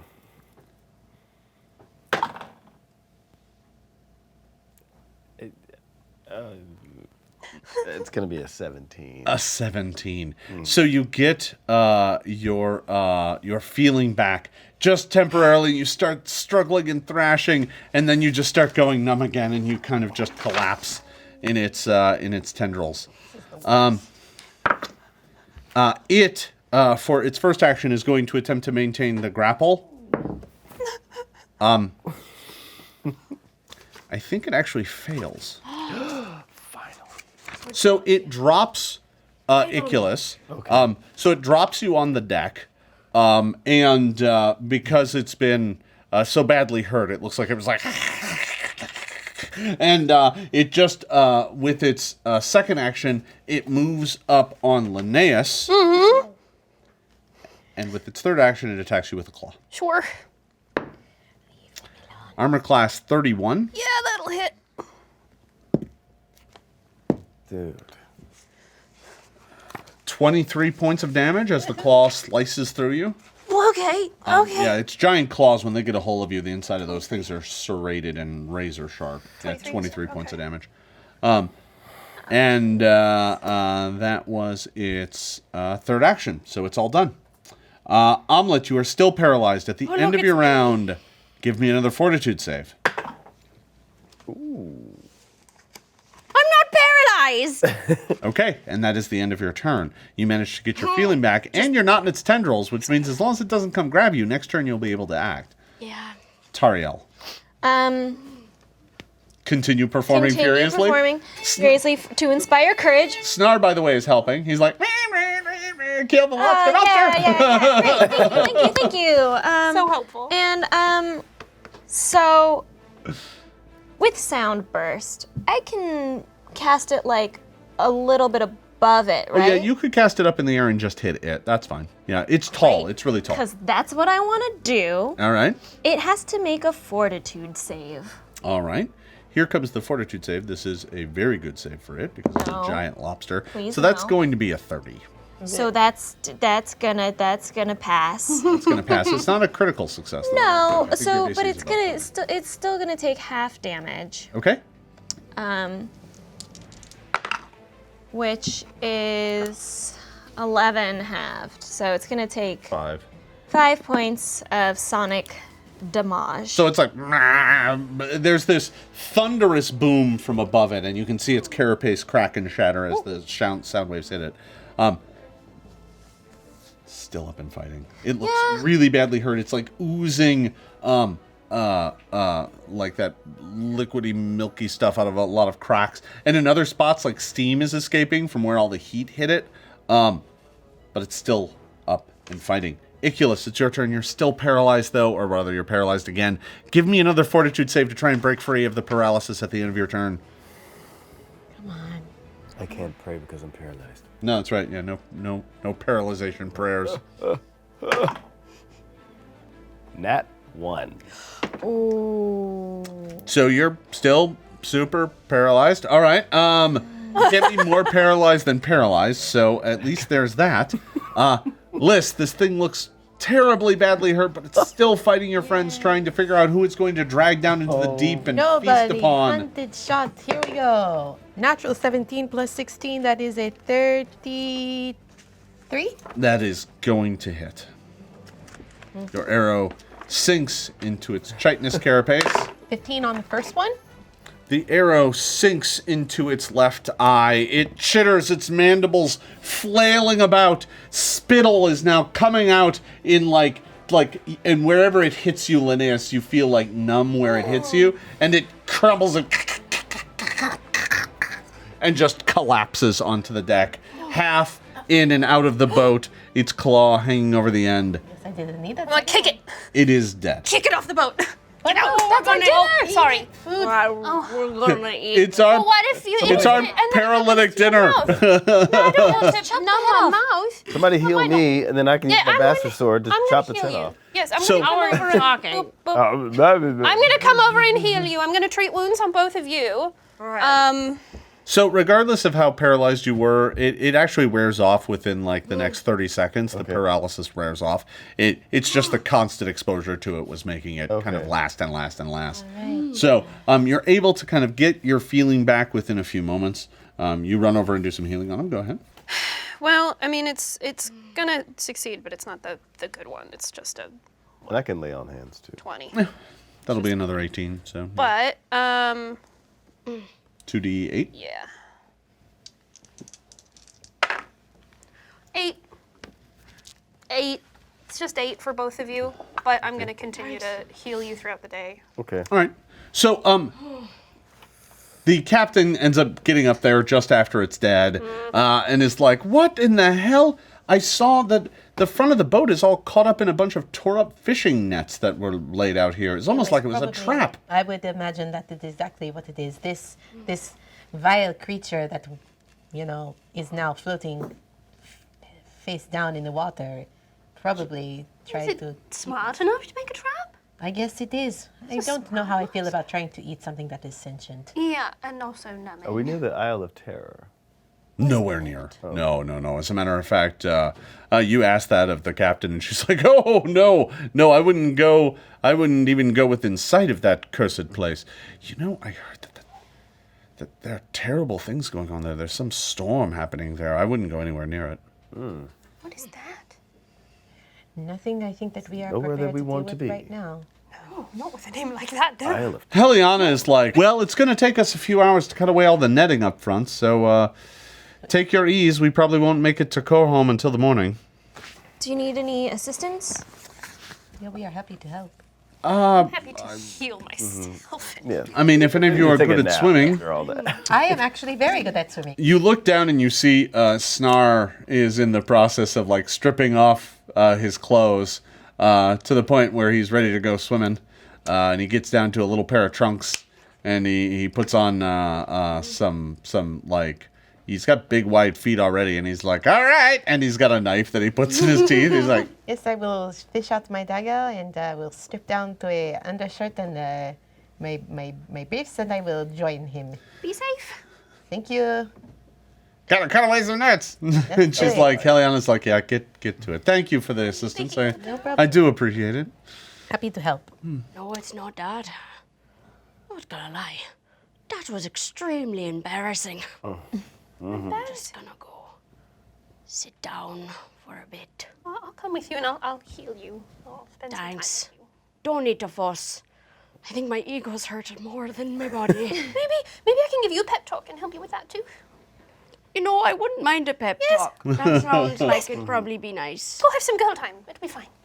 So a few hours pass as the barge is being freed from this netting trap, and as you soon find out, there's like a giant mess of like fisherman net here that's all like chopped up and cut away, so it looks like it was stolen from somewhere.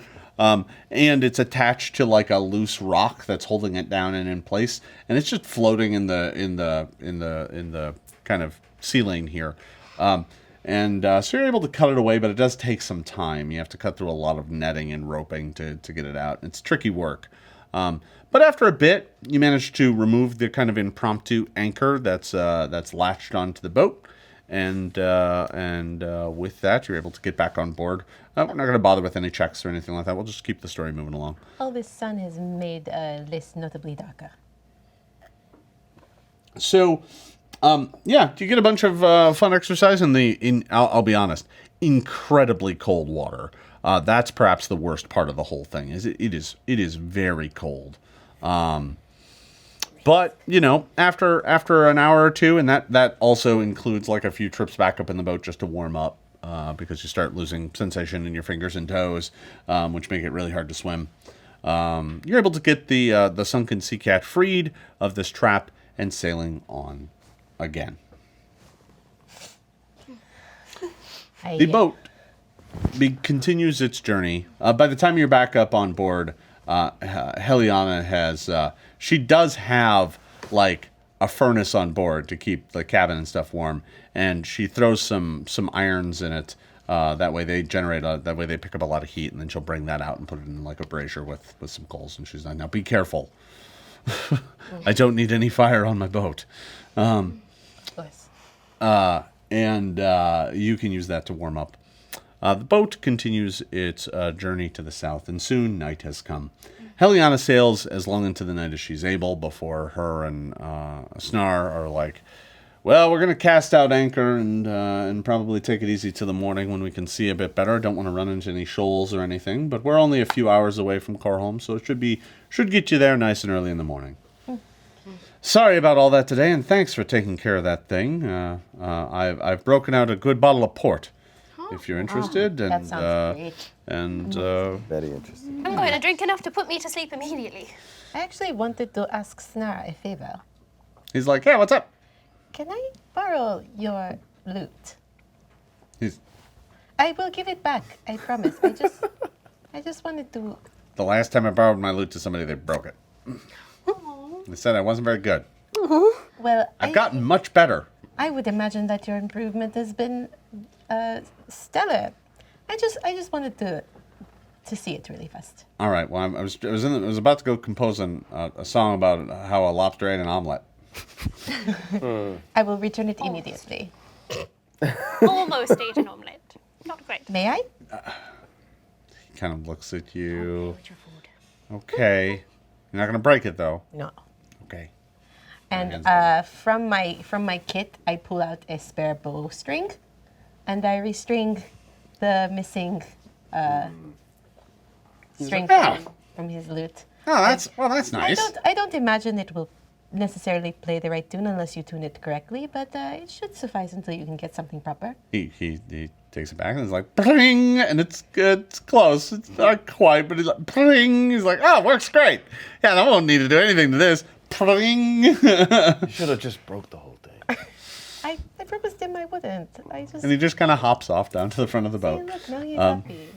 Sitting up at the prow of the boat, into the night, you can hear him noodling with some sort of song about a lobster eating breakfast foods. And he kind of talks about how... What's your food? He talks about how it went through all these different types of breakfast. It had oatmeal, it had biscuits, it had bacon, and it didn't like any of them until it had an omelet. So anyway, he's working on that all night. Great. Sure, This great. is my hero song. I've got a hero song. It's Your ballad. So ballad of the lobster who tried to eat the omelet. Tried. Operative word. And no, it's fair. failed. So you're all able to kind of have a meal. Heliana does provide a meal. It's not luxurious, but at least it's not Lobster. the gross fish from Or purely to Gar. lobster. yeah. And we have rations from the dock. Yeah. Before I go to bed, I just wanted to extend a really warm thank you for talking to me and building me up. It's sort of writing the letter today and all this stuff with the it felt like having my sisters around again. Oh, good. You know, and I just that's all. Just thank you. Of course, anytime. I love talking to you. It's a lot of fun. I feel like we connect. We do. I don't have a lot of friends, so it's nice to have all of you. Do you mind if I ask you something maybe inappropriate? Oh, sure. Do you mind if I set my head in your lap to go to sleep? No, of course. Can I pet your hair? Yeah, okay. Okay. It's so nice. Oh, of course. Oh. I'm just gonna pet her hair and then start to braid parts of it. Thanks. Of course. I'm fine. This is nice. I have friends. The first time. You know, you're a lot like my sister Fig. Oh, Fig. That's a good name. Figs are nice. So are omelets. What's your sister like? Oh, she's got the coldest hands I've ever felt. Oh. They're not warm at all. But her warmth comes from inside. She's just a sweetheart. She was always playing with her hair. She's the one who started all the braiding. It's a good braid. She's the best at it. She had the long, beautiful hair like yours. Not white though. Oh. Yeah. Just, like bright red, like the lobster when you cooked them. Oh, that's a good color. Yeah. Were you born with the white hair? Mm-hmm. It was Amazing. the only one. What's your mother like? Oh, she's a strong woman. Very strong. Tough.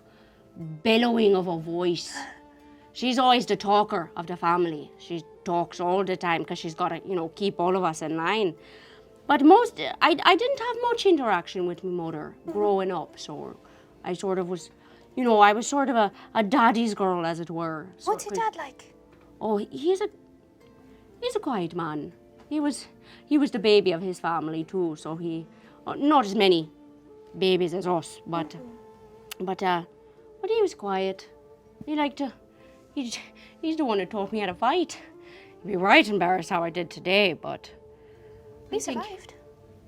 I did survive. That's true. He would have been proud of me nonetheless. I like your parents. They seem nice. They're good folks, yeah.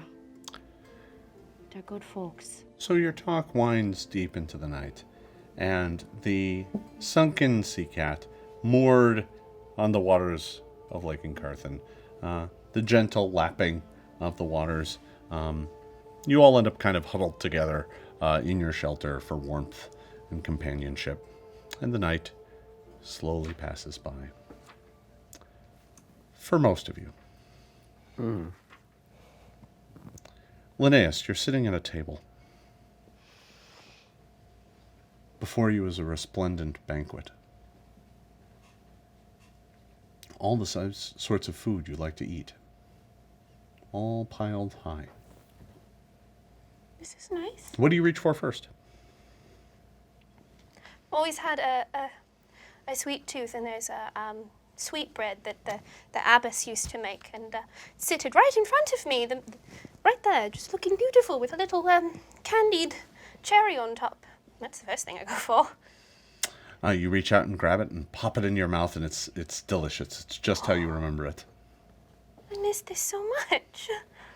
And you're back in the abbey, and there's light pouring in through the window. That is, of course, a stained glass window with the symbol of Sarenrae.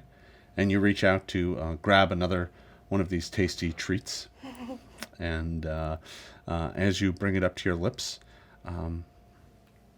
a cloud must be passing by because it suddenly grows dark. But you pop the sweet treat in your mouth and enjoy it nonetheless. And you've gotten a bit of the sticky syrup all over you, and there's a napkin, like Gonna use my just dress. a cloth. All right. The dress. You grab your dress and you pull it up there, and you brush away your mouth, and you pull it away, and there's a red smear across your dress.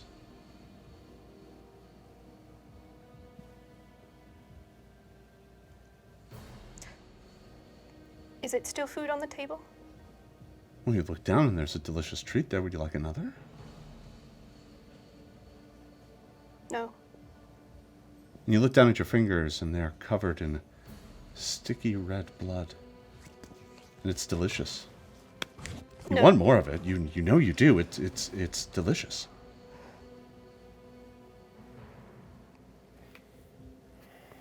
The cloud has turned to darkness. There is no light coming from outside anymore. You look back at the table, and next to the sweetbreads, next to it, what? It just looks like a pile of. Is that liver? Oh, it's nice and raw. Sitting in a pool of blood. You look behind that, and is that? What's that? Is that just a pile of intestines? Ooh, a delicious treat. All of the food before you, everything arrayed at the table, is organs and body pieces, all drenched in sweet, sticky blood.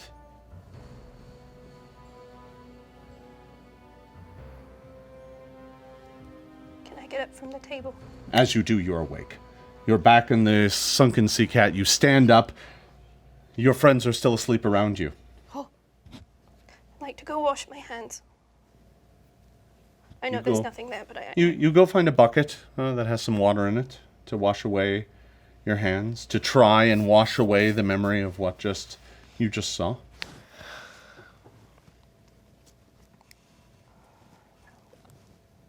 Going to go to the back of the ship where my friends are not. I want to go to the opposite side of the ship and stay there. Okay. You look out. It's the Molthune coast. There's a moon overhead. It's cold, bitterly so.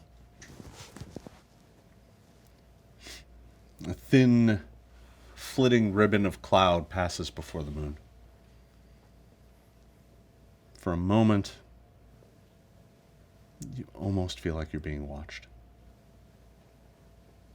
But it fades away. And you find yourself staring out into a cold, black night.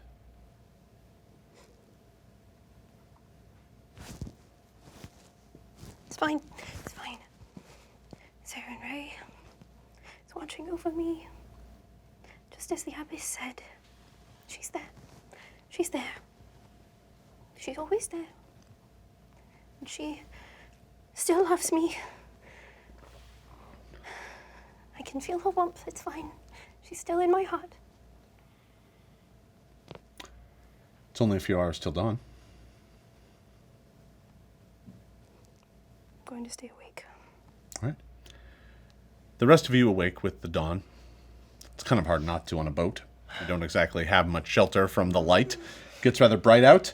And to be honest, Heliana is out and about shouting orders. And then you notice that Linnaeus is no longer asleep with you, and you see her over at the rail, staring at the sun as it rises up into the sky. Morning, Omnit. I will Morning. pitter-patter over to Linnaeus.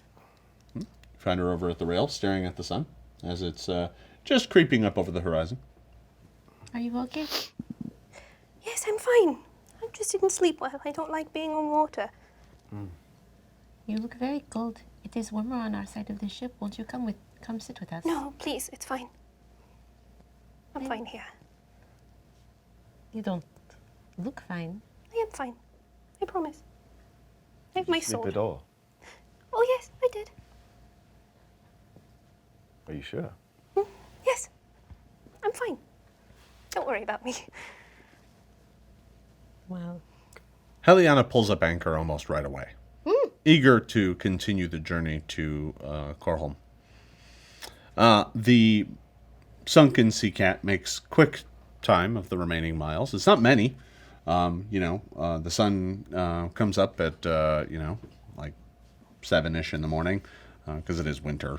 But you're pulling up at the docks of Cor-Home before noon. Heliana is super thankful that all of you helped her out with the particular lobster problem, both in dealing with it and dealing with the netting. And when you arrive on the dock, she graciously helps get all of your possessions off the boat. And she even comes back as you're gathering up your stuff, and she comes back and says, "Listen, I wanted to give you all a little bit of thanks for helping me out with that lobster thing. I talked to some of the folks here, and there's a wagon master, a merchant, who's making his way from here to Canorate, and he's leaving in just a few hours. So if you want, I talked to him, and he'd be happy to have you on board with your crates and get you to Canorate, probably by tomorrow afternoon." That's fantastic. That would be wonderful. Thank you. Well, that's the least I can do. Y'all help me with that thing, and, well, my barge got here in one piece, so we'll call that a success. and your lovely second in command now has a fully repaired lute. Snar is up there, pling, pling, pling, and she's like, "Don't you start." Sorry for that. But Why it are was we nice. apologizing? Music in all its form is beautiful. Yes. Yeah, sure, yes. Snar's music is beautiful. Safe journey home. She says, "My home's out on the water, but thank you." Safe journey on your very dangerous home. Says, "Well, if y'all are ever back on Lake Carthen, let me know." Well, if we see you, we will let out a shout. With that, you are loaded out onto a wagon. It is a small merchant caravan that's making its way from the port, picking up cargo from various port ships, taking them overland to Canorate. The journey takes you about a day and a half and is uneventful. The Molthune countryside is well patrolled and well maintained. The road you are on is paved the entire way. And mind you, This is over a day journey, and it's a paved road. It is well paved and well maintained from Cor-Home to Canorate. Throughout this journey, multiple times you ride past patrols of knights who bear the flag of Molthune, which is this red banner with a golden hammer and chisel on it. Every time we pass a patrol, I just duck my head down. All right. Want a hood? Yes. Okay, I'll take my cloak off. After the third such one of them, you were kind of talking to someone and chatting, and you didn't notice that they were coming up on you. And one of them got a pretty good look at you, and you saw him kind of look and go, as you made your way by, he may have recognized you. Oh, no. Are you hiding? Maybe. From who? Why would you feel the need to hide? I don't want to see anyone right now. And I don't really want anyone to see me. Pull the hood down. Thank you. Would you like to borrow my mask? Oh, it smells good now. It smells great. Great. Well, a little fishy, but Yeah. Yes, please. All right. So for a brief while, you are, at least for the time being, wearing Iculus's mask as the merchant's caravan makes its way to Canorate. As I said, the journey is uneventful. You travel through the Molthune countryside. At one point in time, as you draw near Canorate, you're a few hours away. The next day, you see a squadron of soldiers training out in a field in formation. This is a far cry different from what you saw in Nirmathos, where everything was kind of ragtag bands of rangers and archers and stuff. They have their charm, but there's a difference between them and the kind of professionally trained military of Molthune. And it's pretty striking. How the two have been in a stalemate for so long is not really a mystery. Nirmathos does not employ conventional tactics. They do not meet the Molthune army on the field. They play hit and run, and they do not fight fair. So to see the other side of it after you've spent so long of a time in Nirmathos is kind of telling. In the mid-afternoon, you approach kind of this. The road that you've been traveling is following roughly along the banks of a river. And heading kind of due south. And in the middle of the next day, you hit a fork in that river. And opposite you, on the far bank, is a very large, kind of glistening marble city. You can see hanging from the walls are the banners of Molthune. And the merchant lord that you are traveling with explains that is Canorate. He takes the wagons a bit down to the east, and there is a ferry that takes merchants and whatnot across the water. As you cross, he explains, "Now I can only take you as far as tradesmen abode. As foreigners, you won't be allowed in any other parts of town.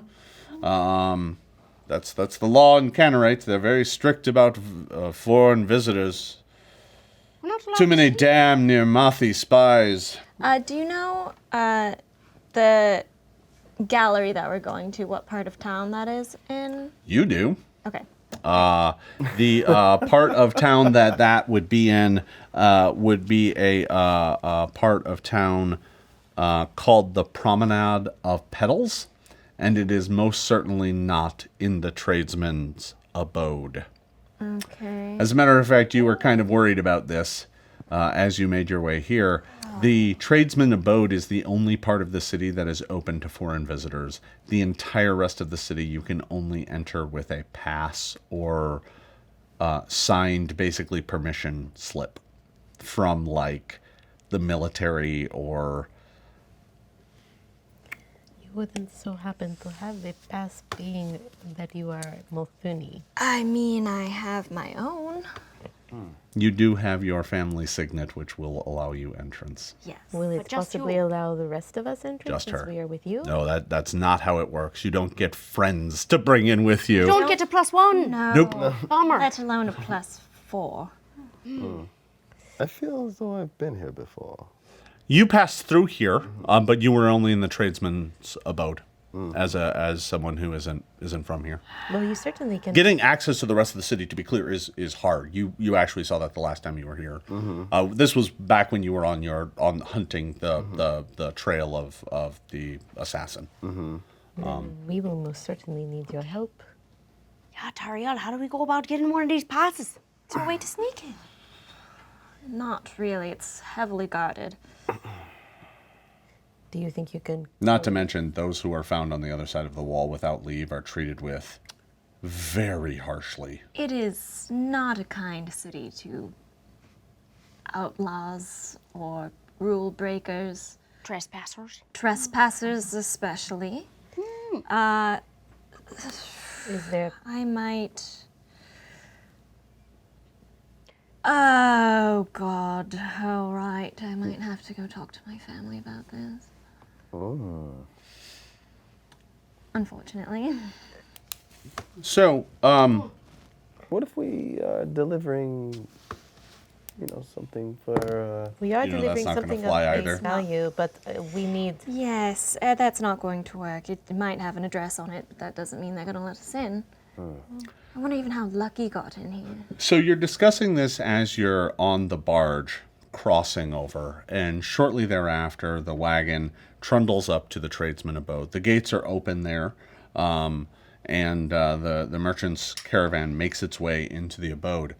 When you approach the gates, you are all questioned and stopped and asked what your business is here in Canorate. I'm just going to take the mask off. I'm going to hand it back to Iculus. Take the hood off, hand it back to Linnaeus. Well, let's see what we get here with the guards. Push my hair back, flash my signet ring.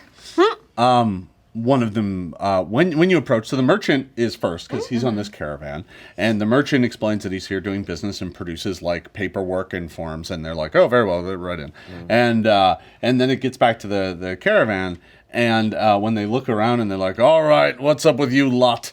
And one of them, they look around, and one of them elbows the other one and kind of looks at you and looks at him, and he's like, oh, Lady Windhaven, we didn't know that you had returned. Oh, I'm just passing through. Of course, go right in. We have to question the rest of these ruffians, of course. Oh, well, if my word means anything, I understand you have to do your part and your role, but they are good people. Well, I'm glad that you understand, but we still have to do our due diligence. So, what's up with you lot? Why are you here in Canorate? Lady. We are with Oh, Lady Windhaven. We are her compatriots. Yeah, hired protectors. Delivering art. They kind of look at each other and then look at you, and they look a little confused by that. Bodyguard. We all met at Lastwall. security. Oh, and with that, it turned into one of those, like, the moment you said Lastwall, and you heard one of them mumble, oh, Gravelands. And they kind of looked at each other, and then they looked, well, that explains much. Very well, and they let you into the tradesman abode. That, to be clear, that's all you've gotten into right now. Yeah, they just let you into the part that's open to the public. Right. That they questioned you about first. We should be dropping our names. See, it could get us places. Yes. Like this one. So, you all make your way into the tradesman abode. They don't question any further. This is a very tightly packed, bustling district. It kind of wraps around the southeastern quadrant of the city, and it's very tightly packed. There's lots of, to be honest, foreigners here. There's dwarves and elves, and most of the people of Molthune are human. But in the tradesman abode, it's a real melting pot. There's a whole lot of people here doing business, doing trade, creating things, crafting things, selling things. It's kind of the merchant quarter for, well, foreign merchants. And you're able to make your way in there. There's a variety of bars and taverns. The one that you stop at, that the merchant kind of puts you off at, he's like, well, here you are. Best of luck with your journeys. Thank you. Thank you so much. If you see Heliana again, tell her she owes me one. And he didn't charge you. by the way. What a sweetheart. That's so nice. Very nice. And you're dropped off in front of a looks like kind of like a merchant tavern inn called the 12 Spokes. So is Tariel And it has a big your name? giant like 12 spoke wheel above the door. Sorry, what? Is your name really Tariel? Yes, it is. I'm Tariel Windhaven. Lady Lady. Tariel. Lady Tariel. You got 3 names. That's nice. I mean, technically suddenly- one's a title. Explains why you wanted to give your horse such a regal name. It's, it's within my nature, I suppose. So you are telling me that you are No, I'm not a princess. I'm a lady. some kind of nobility here. But what does that mean? Yes. My family has some sway in the community. Is a... Yeah, I'm gonna go find God. So Okay. I'm gonna find someone to send a message to my family because I don't want to leave. You're going to send a message. Yeah. Okay. All right. So you go find the proper way to do that would be to pay a messenger. The city. So because of its isolated nature, there is a thriving business of messengers who relay information back and forth between the city proper and the tradesman Yeah. abode. Because you can't just leave and go wherever you want. Yeah. So it's easy for you to find a messenger who's willing to take a message. And what message are you sending? I'm going to send a message to my parents. Okay. Gosh, what do I want to say? Is there But the lady is back. is there a word limit? No, but message? if it's, I mean, not really, because they're going to write it down on a piece of Yeah. parchment and just deliver it. So. All right. Dear Mommy and Daddy, Oh no. as you may have heard, Lastwall has fallen. I am in the merchant quarters, right? Is that what it's? It's called the tradesman's abode. Abode. I'm in the tradesman abode with some of my fellow soldiers, and we have some business to attend to within the city. Okay. And then I'm gonna love Tariel. See you soon. XOXO. do you leave and are you going to stay at this inn? That way they know where you are. Or, Yeah, I'll let them know okay. where I am. Okay. I just don't want to. I don't want to face my family alone. Okay. So you go into the 12 Spokes. That way, and you send off this courier, and at this point in time, you just gotta kind of wait. So Anything's better than Gar's fish. Gar's last meal. Yeah, whatever. Yeah. So, you go into the 12 Spokes, and it's a merchant bar. So it's kind of a rowdy, happening kind of place for merchants. So good food, good prices, mostly middle of the line stuff. Middle line food, but also they have some really expensive dishes on the menu. If you want, fresh caught venison, you can get that here. Yes. So you can have a nice proper meal with herb and sage, roasted potatoes and cream butter, and you can get a fancy meal here if you want. You can also get, stew and bread. So How much are the fancy meals? you can easily spend a gold a person on a meal I'll do that from my corpse money.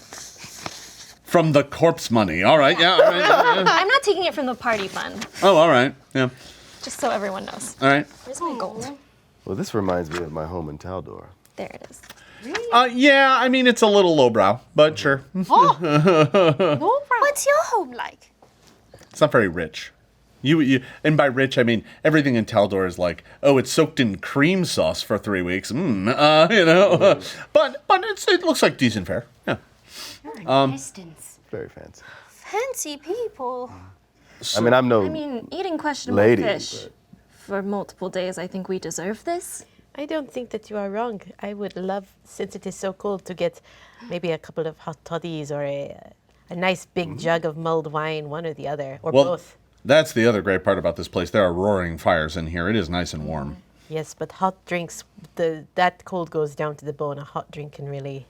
All right. So you get a resplendent feast brought to the table. It is, fresh caught venison. It's herb roasted potatoes. It's succulent winter carrots. It's an entire feast. There's hearty fresh made bread and plenty of ale to go around, or hot mulled wine if you want. It's a full feast. Does your family happen to have like a house tab or anything? Don't worry. I'll take care of this. Okay, just don't curious. worry. This is my treat. Thank you. Every once in a while, I will flash my signet ring at the barkeep to see if it will lower the tab. But if not, I'll just pay for it. It doesn't. Okay. But it does get you immediate service. Right. Ooh. Pass the whole bowl of potatoes right in front of Linnaeus. Oh, no, thank you. Are you sure? You've been asking about these. I bet these are the best potatoes you're gonna have in a while. It made my stomach upset. You haven't eaten anything. No, it's fine. That was Not even a day and a this half ago nice, now, but yeah. No, well roasted piece of venison. No, I'm fine. My want some stomach's just crackers? upset. No, At least drink some water. I'll have water later. It's fine. Hot touch? Eat. Enjoy. Eat the potatoes for me. Okay. You settle into a meal. And it is amazingly delicious, to be honest. The food here is some of the best you've had in a long time. I mean, it's okay. It's it's enjoyable. better than fish. Oh yeah. Not that you would know, because you didn't eat any of it. I eat the fish. No, this meal. Oh, no. I'm speaking in Rachel's voice, not Linnaeus' voice. Okay. So time kind of wheels by, and about an hour later, once you're kind of wrapping up the meal, a messenger comes in. The same boy that you paid a silver to deliver the message, and he comes right up to you and he says, "I have this for you. Here you go." And he kind of, you notice he hands it to you with like. Okay, thank you. I'm gonna give him a silver piece. He's like, "Oh, thank you, lady." He's like, I'll wait over here," and he just kind of goes and waits. Uh-oh. What's it say? I assume it's sealed. So Yes, I'll it just has a open wax it up. seal of How your fancy. family crest on it. What does it say? It's a very brief message.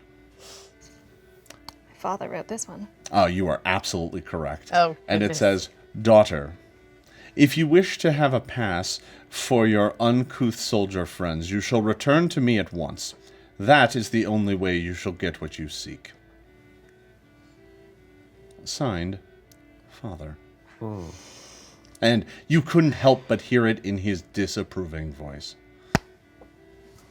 What does uncouth mean? No good. No, I see from the faces. That's probably no good. Great. I was raised by elves, and that petite male can suck my entire big toe. Well, maybe don't say that to his face. So I guess I'm gonna go see my dad. Would you like some company? Oh, I we're can't not bring company. Is he He saying? made that very Did he clear. mean like permanently? Oh, no, I just have to go talk with him and see him in person. You sure? That is what the letter said. That is all that the letter said. You don't have to go alone. Wait, hang on. And she reaches into her tunic and pulls out one of the beetles and she hands it off and she says, Do you want to take Dio? Actually, yes, I would. He'll keep you company. Thank you. Kind of clicks and runs around on your hands. He's very energetic. Okay. Do I put him in a pouch or... Sure. In your tunic, in your pocket, in your hood, in your sleeve. I'm just gonna set him on my shoulder. He'll go in behind your hair. He promptly that's fine. scurries up behind your hair. At first, it's like, nah. Okay. Oh, he's okay. So you're not alone. Thank you. Yeah. And Tariel's just gonna get up from the table. All right.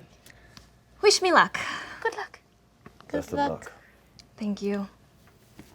You make your way from the tradesman's bone, and you make your way to the gate.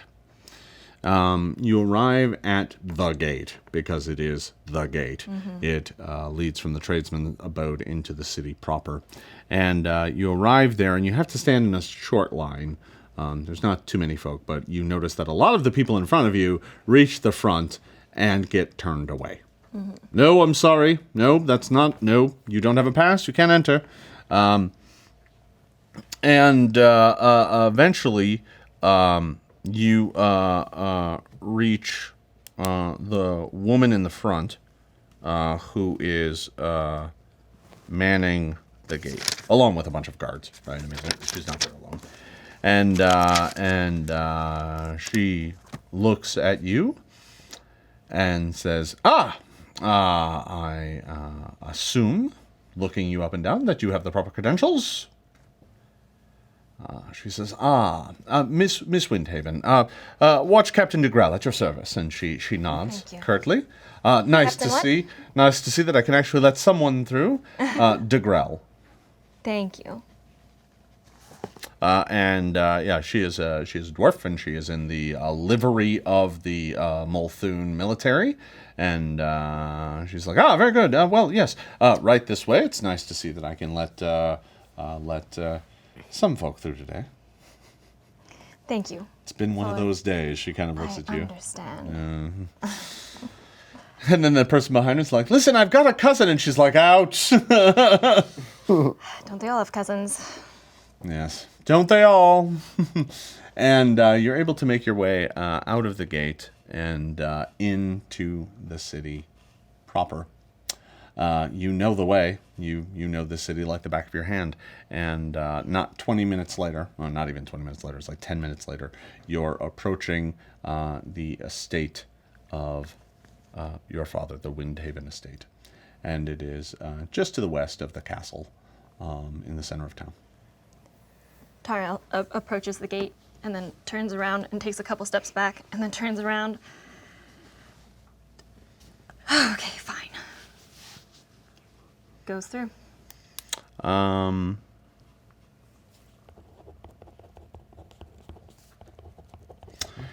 You go up to the front gate, and there is the manservant is there, Renlo. You remember Renlo. Renlo. Proper, curt. Good old Renlo. He, as you approach, he's getting up in years, but he arguably raised you more than your father did. And you have some fond memories of him, and he looks to you and he says, Lady Tariel, your father told me to expect you. Yes. He says, Here I am. I can't help but be pleased to see you. Thank you. Although I'm afraid your father is in quite a mood. Oh, isn't he always? He shrugs. If you'll excuse me, I have been asked to escort you to the study. Thank you. Your father is waiting. I'm just happy to see you. He says, and I you. And he takes you inside and, up to the marble facade, the yard that you grew up in, the fountain that you climbed all over until you broke one of the cherub's wings when you were a kid. That's been repaired, but still shows the sign of the crack. Oh, I got yelled at for that one. Yes. And you are taken inside the Windhaven estate and escorted in directly to your father's study. This is the sort of room where there are walls of bookshelves that go all the way to the 15-foot tall ceilings covered in books. There, across the room from you, behind the desk, the giant oaken desk that you were always called in front of to face his ire every single time without fail. Sitting behind the desk is your father. He's gotten a bit grayer. Spectacles are kind of far down on his eyes as he's looking over. Looks to be like some paperwork or something. He's like, looks up to you. Hello, Father. I see you've returned. Yes, we have some very pressing matters to attend to out here. Oh, I'm sure you do. And he motions you forward. As you heard, I'm sure Lastwall has fallen. Oh, yes, I'm quite sure. But if you recall, our agreement was that you were to either go to Lastwall and serve like a good daughter, or you were to serve in the way that you were required. And he points to the desk, and sitting in the middle of the desk, next to the paper, the only thing on that desk that is not paper is the gold ring that you turned down. I was at Lastwall, and I did serve. And I'm still serving as a knight of the Everflame. He looks at you. And what is that? Well, we defeated a vampire. He kind of looks at you. I've won many battles on the field as well. But I don't get to invent my own knightly companies, and I don't get to invent titles that get me out of my responsibilities. Look, it's much more complicated than that. Is it? We are hunting down a traitor. Well, let me give you something that is very simple. And he points at the ring. You're back. That is your obligation to this family. Is Verdock here? He should be on his way back after ranging out on the border recently. I expect him back within a few days. Oh, days. Wonderful. I'm sure he'll be delighted to see you. I'm sure he is. He is a man of many words and many emotions, isn't he? He is an upstanding captain in the Molthune army, and you should be thrilled that he is willing to have you.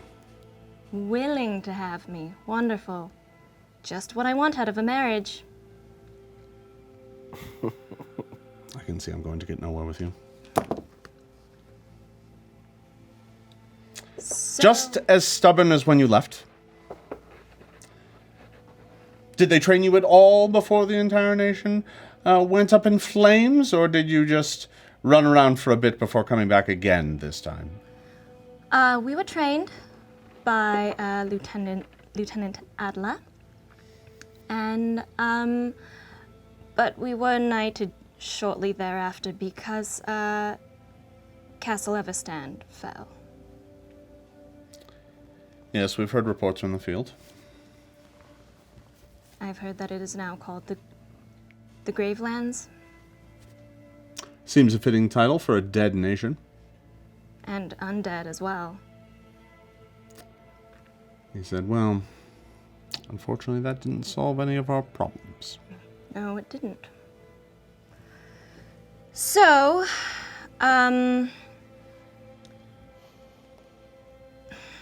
what do I have to do to get passes? He looks at the center of the desk. Ah, yes.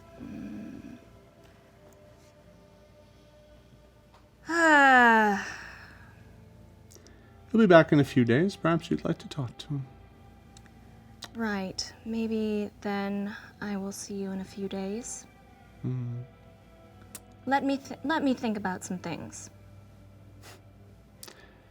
Of course. Is Mother around? You'll find her in the garden. All right. Well, if there's anything else you would like to say to me, I would like to go see Mother and then return to my friends. He looks at you with barely contained rage. I suppose that is all. You are dismissed. Thank you, Father. Goes back to his papers. I'm going to make my way to the garden. All right. You make your way out to the garden. Out and back there is a greenhouse. Obviously it's winter, so there's not like a winter garden, but there's a greenhouse that is still quite warm and is some plants in it. And you make your way inside, and your mother is in there pruning a bed of kind of pale white and blue winter roses. And she is pruning and trimming away the leaves and singing softly to herself when you come in. She doesn't immediately notice you. I miss the sound of your voice. She kind of hops up. Oh, my darling, and comes rushing up to you and embraces you. Oh, I didn't know you had returned. When did you arrive? Oh, did Dad not tell you? She kind of... No, I'm sure it slipped his mind. Well, I arrived today. Oh, tell me, come, sit down. And she goes up and rings a little bell, and a few moments later, the manservant shows up, and she's like, please bring us tea and some of the biscuits, and yes, come, sit down. I want to hear all about your journeys, and tell me about your trials up north. I'm so glad that you're alive. We feared the worst. I know I should have sent a note earlier, but I mean, apparently you don't get all my notes. Your father is very set on his legacy. You know it. You've always known it. Yes, I know. Well, You're all he has. You know that. He's only so harsh because he cares. how did you feel when you were, I don't want to say offered, but how did you feel when you were set to marry him? I didn't understand it at first. Was he like this back then? He's always been very dedicated. The Molthune military is his life. He's trying to make a better life for all of us. I can't fault him for that. It does leave him... She says, listen, I know he can be single-minded. It isn't always... I always try and see the best in him. And I know that isn't always fair because he is so harsh on you. Well, let me tell you about... We can talk about this later. Let me tell you about all the exciting things that I got to do in Lastwall. We fought dozens and dozens of undead. It was terrifying, and we fought a headless thing and a vampire, and I met a very pale girl who's lived in a monastery her whole life, and a dwarf woman who somehow envelops in smoke, and she gets very powerful. It's insane. It's just, you know, and it's just, there's so many. I want you to meet my friends, but I can't let them in. I want you to meet them all. She says, well, why on earth not? Why don't you bring them here? They all need passes. She looks at you and she goes, ding, ding, ding, ding, ding, ding. The manservant comes back shortly thereafter, and she's like, go fetch my stationery. Oh, that's amazing. I love you so much. I've missed you so much. She's like, listen, what brings you here? And she chats with you and gets caught up. You don't have to recap everything for her. But she listens to all of your story with kind of wide-eyed wonder and dismay at the dangers you faced and the long road you took to get here and the challenges that you're under. And your mother has always kind of made excuses for your father. He's a very demanding man. He's never been that friendly towards you. It's obvious he kind of wished he had had a boy, and it hasn't exactly made him the best father, to be honest. I mean, he I know. Yeah, and I mean, he did ship you to Lastwall. But your mother has always kind of tried to ease the burden of having to deal with him, and but she listens to your story, and especially about why you're here, and that's kind of where we'll pick it back up. So you've come here to deliver some art? Well, yes, but in a broader sense, not entirely. One of my friends, his father was killed.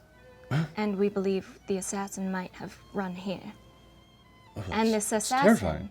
It is very terrifying unless you actually meet the person we're chasing. Then you just want to smack it. But this this person we are chasing is also a traitor of the Knights of Lastwall. Well, that's quite serious charges. I mean, that is obviously something you should track down. I mean, I don't believe the Molthune military is going to really give you much aid in that, but I think you can certainly I think it's a just and noble thing that you're doing.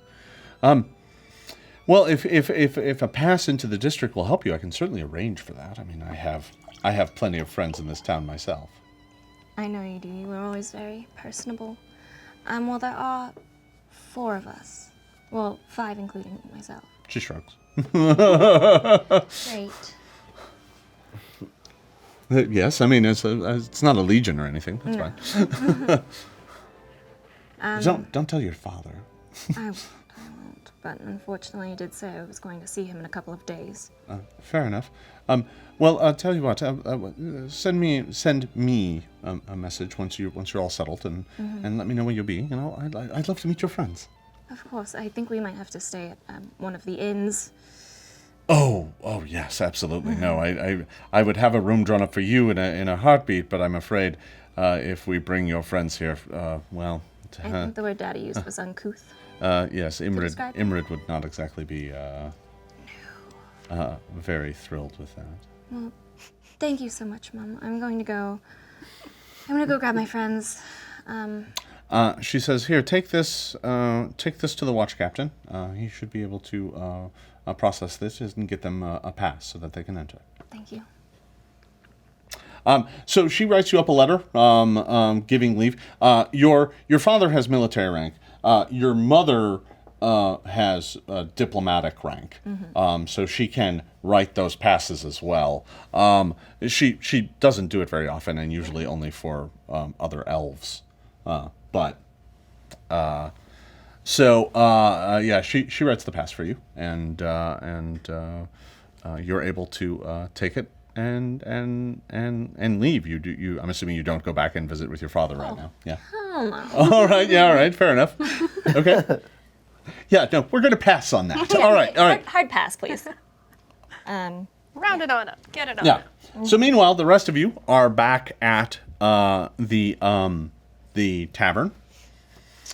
And it's a busy place, you know, really packed full of folks. Lots of people coming and going at all times. And can you all give me a perception check? Oh my gosh. Yeah, this is. Ugh. Yep. How do you feel about a 32? Oh, That's good. looking Yeah. out. So you're all sitting in this very crowded tavern, and you're sitting there. You're having food. You've had a few drinks, some of this warm, you know, some of that mulled wine, and you're having a pretty good time. And Keep going. suddenly getting real worried. I'm really uncomfortable. Just keep going. And Liz, you notice that all the way across the bar, and I do mean all the way across. You guys are on a table like right in the middle, and all the way in back. At one of the kind of private booths, you notice that there is, and this only catches your eye for a brief moment, and you kind of do one of these, you scan across the room as you're just enjoying your food, and suddenly the hairs on the back of your neck go up, and you don't know why, and it's because as you scanned through the room, you had that moment where your eyes kind of passed through a whole bunch of people, and there was one person who you locked gaze with, like you looked right at them, but then you kept going because you were already in the middle of kind of just going, and suddenly you're like, wait, what? And you look back, and you could have sworn you saw some kind of, you only saw them for a brief moment, and you look back, and there's like a kind of a rowdy, bearded man there, but for a brief instant, you could have sworn that sitting at that table was this kind of pale nobleman who was looking right at you. Like with like the ruffy collars and everything. Yeah. Did any of you see that? See what? See No, what? nobody else saw a thing. And I very quietly described what I think I just saw. It's Know anyone like that? It's a tavern. It's full of people. Yes, but I've never. Something about the way that he looked at me made my skin crawl. He made direct eye contact with me, and I could swear I saw him, but the moment I looked back, he was gone. Was it like lecherous eyes? No, they were just piercing. Maybe you looked at him funny back and he had to scoot. Maybe he just thought you were charming. Well, do you all remember when we saw that shadowy figure? What if we're being followed by something? Oh, you mean that thing? I thought that was the So did I. the doppelganger. stuff that went right through me. Yeah, the doppelganger did that. Yeah, I little thought No. When we were walking in the rain that one night. Yeah, the shadowy We thing. kind of thought that was him because he did a little, do you The remember? mirror man. And it went through you, and it went through you. It was this black light, tinderly. Like a shadow. Yeah. Oh, But maybe it's not. But just to be safe, let's look around, shall we? Since it's so danger. Well, you all take a look around, and I mean, it's just a ruckus kind of bar scene. There's nothing really all that unusual going on. You don't really see anybody else that's causing you trouble, but everybody give me a perception check that's there. Maybe it was just a creepy nobleman. They sometimes are. Like, the thing that was odd about it, I wouldn't say that you saw, like, when you looked at him, it wasn't like there was someone across the bar sneering at you or leering or doing anything like that. It's just that they were very intently watching. looking. Yeah. 32. 27. Wow. 14. 16. 14, you notice that there's more food on the Yeah. table. Hey. Hey, look at that. So you all take a very careful look around the bar, and you don't really see anybody that's matching that description at all. I mean, there's a lot of people here, though, so maybe you're just not, maybe they've turned away or something. You don't know. Liz, we've been through a lot. Maybe it's just paranoia. If they are following us, then they'll probably make themselves known eventually. I mean, Well, I guess I'm I giving will it a just, full 32% right now. that's quite a bit. just keep an eye out from now on. Something about that man gave me the creeps. I did not like it at all. And I don't like this feeling that there are people watching us or following us. It is not a fun feeling. Has anybody else been feeling like that lately? Like being watched. I I don't always- know what to feel anymore. We've been through so much. I mean, I feel like I'm being watched a lot, but I think that's because of the crazy eyes. So, Tariel, you return back to the tradesman abode, and you stop in at the gate, and Have another day. DeGrell is still there working. Captain DeGrell. Hello again. No, Lady Tariel. I will be. Lady Windhaven, sorry. That's all right. Lady Windhaven, what can I do for you this evening? Well, I will be right back with some of my compatriots. She's like, all right. Just wanted to let you know and say thank you. She's like, well, do they have a pass? Or? Oh, yes. Oh, well, all right then. Yes. If you have it, I can start processing it and making Oh, sure that yes, everything's wonderful. yeah, all right. So you hand it over to DeGrell, and DeGrell takes it, looks it over, checks the seal versus the records, and then begins processing it, writing all the records and all the things in the logbook so that a proper pass can be issued. Thank you so much. She says, I'll have this ready in about an hour. All right. Do you mind if I leave and come back? She shrugs. That's up to you, lady. Thank you. She, DeGrell kind of nods and gives a bit of a, as best she can, a bit of a curtsy in armor. That's really hard to do. But she tries. And it's more of kind of a waist bow. And then lets you through and off on your way. So a few moments later, everyone's kind of wrapped up dinner at this point in time. Tariel was gone for like over an hour. This whole journey took like about an hour and a half, all things told, because you spend some time with your mother. And but eventually you make your way back to the table, and most of the food's been cleared away at this point, but there's still some left. The first thing I'm going to do is We would have oh, synced thank you. Thank you. Snack pack. I'm going to grab a glass of, I don't know whose it is, but whatever alcohol is on that table, and I'm going to grab it, and I'm going to down it, and I'm going to set it down. So how have you been? It went well, I take it? Oh, yes, we're getting the passes. Oh, good. Very nice. Yes. How's your mother and father? Mother's great. Father is father. And we're going to be able to go in, but we can't stay at the house. Okay, no problem. Absolutely No fine. problem. If you don't feel comfortable there, then we will not go there. Great. I'm going to grab another. Set it on the table. Can we get Draining all the glasses at the bar, yeah? more alcohol? So should we not tarry here too much longer? Oh, well, passes are going to take about an hour. Oh, well then, have at it. Drink more. Thank you. Yes, I probably If will. we have to carry you through the gate, it is fine. Though All it right. might not be the best look.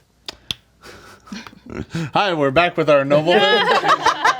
She's Weekend at Bernie's it. It's fine. she's sloshed now, but yeah. All right, so you're able to get a bit more food and get some more wine, and the afternoon's kind of winding away here. It's getting into the early evening, but you're pretty sure the passes are ready now. If you want to go into the nicer part of town. All right, I think we're ready to go. It How you should have feeling? been. Can you I'm walk? feeling great. I'm feeling wonderful. I can walk just fine. I'm going to help you sure? just in case. Yeah, I'm good. Yeah, okay. Just in case. Okay. We're getting our goods shipped with us. I ain't leaving it here. The what? The goods. No, Oh. we're bringing those. Yeah, we're bringing All it. right, yeah, sure. Put them on the Just cart. stating it. I'll help carry one. Would you like to be our draft horse? Yeah. I would. Yeah, all right. So you package up the crates again, and well, they were just kind of sitting in here, Yeah. and you bring them along with you and make your way to the gate. So for most of you, this is your first chance. You get to meet Watch Captain DeGrell, and you approach the gate, and there's not much of a line at this time of night. And DeGrell comes out of the watch house, and she's like, Lady Windhaven, I have processed your passes, and I have them for the associated folk. I just need names, and I'm going to need signatures, and yes, and then we'll hand out the passes. You'll need to keep these on you at all times. The guards may request them at any time, and you must be able to present them. As non-residents, you are required to keep these on you at all times. Is that understood? Yes. Failure to do so, you will be treated as if you do not have leave to be in the district, and that carries a minimum penalty of 6 months hard labor. Oh. Yeah, it's not I good. mean, So that's- keep these that's- safe. Sure. Okay. That's nothing. We've been doing Not a 6 months problem. hard labor already. True. So DeGrell, she's very firm, but she's very polite about it. She's like, well, yes, please come this way. And she brings you into the guardhouse where there's a big log book, and she has it all ready there where there are, and she says, now, they are under your name, so understand that any crimes that they commit will be, you will be called in as an accomplice on these should anything occur. And she fills that all out, and she asks you to sign there, and then she goes around and gets everyone's name and signature. Right. Oh, it's like the first time we signed up. It's coming first, Uncle. Oh. And DeGrell looks at you and nods as a fellow dwarf, and she's like, yes, welcome. Thanks. Fancy. She's like, yes, all right. Captain, quick Yes. question. Has anyone by the name of Lucent Longfinger come in? She looks at you and she goes, well, I could check the logs, but it's against regulation to give that information out. That's fair. That's fair. If, would you be able to let me know if he does?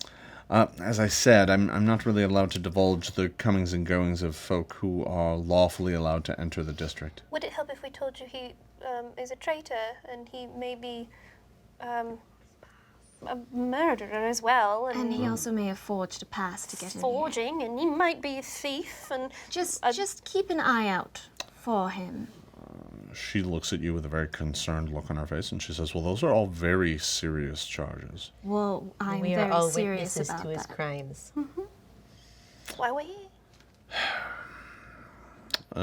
She looks as if a problem has now landed on her doorstep.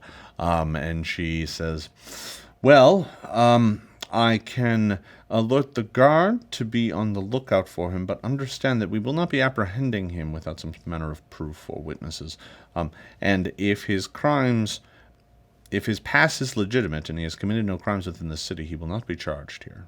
I We are understand. going to try to, as quickly as possible, ascertain the nature of his potential criminal activity in this city. And as soon as we have that information, you should be the first to know.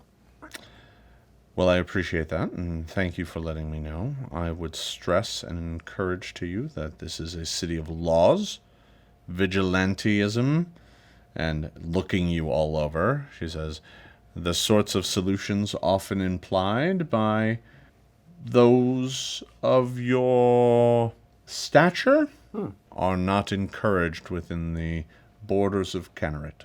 Well, that's why we wanted to alert you. I appreciate that. We mean no trouble here. Well, I am certainly glad to hear you say that, although words, as you well know, are very cheap. Well, that's It is by your actions that I shall judge you. Well, that's why we let you know. That- She nods. I appreciate your forthrightness, and we shall investigate this matter to within the bounds of our laws. Fair enough. Satisfied? Yes, course. thank you. Very good. Appreciate all of your help. And she kind of nods to all of you. I mean, she's not being mean about it or rude or anything. She just seems like she's very business oriented. And so she hands out all of your badges, and each one is numbered. And you notice in the logbook it's numbered. And she has you sign and dot your name and she says, very well. These passes are good for a week. After that, they will need to be renewed.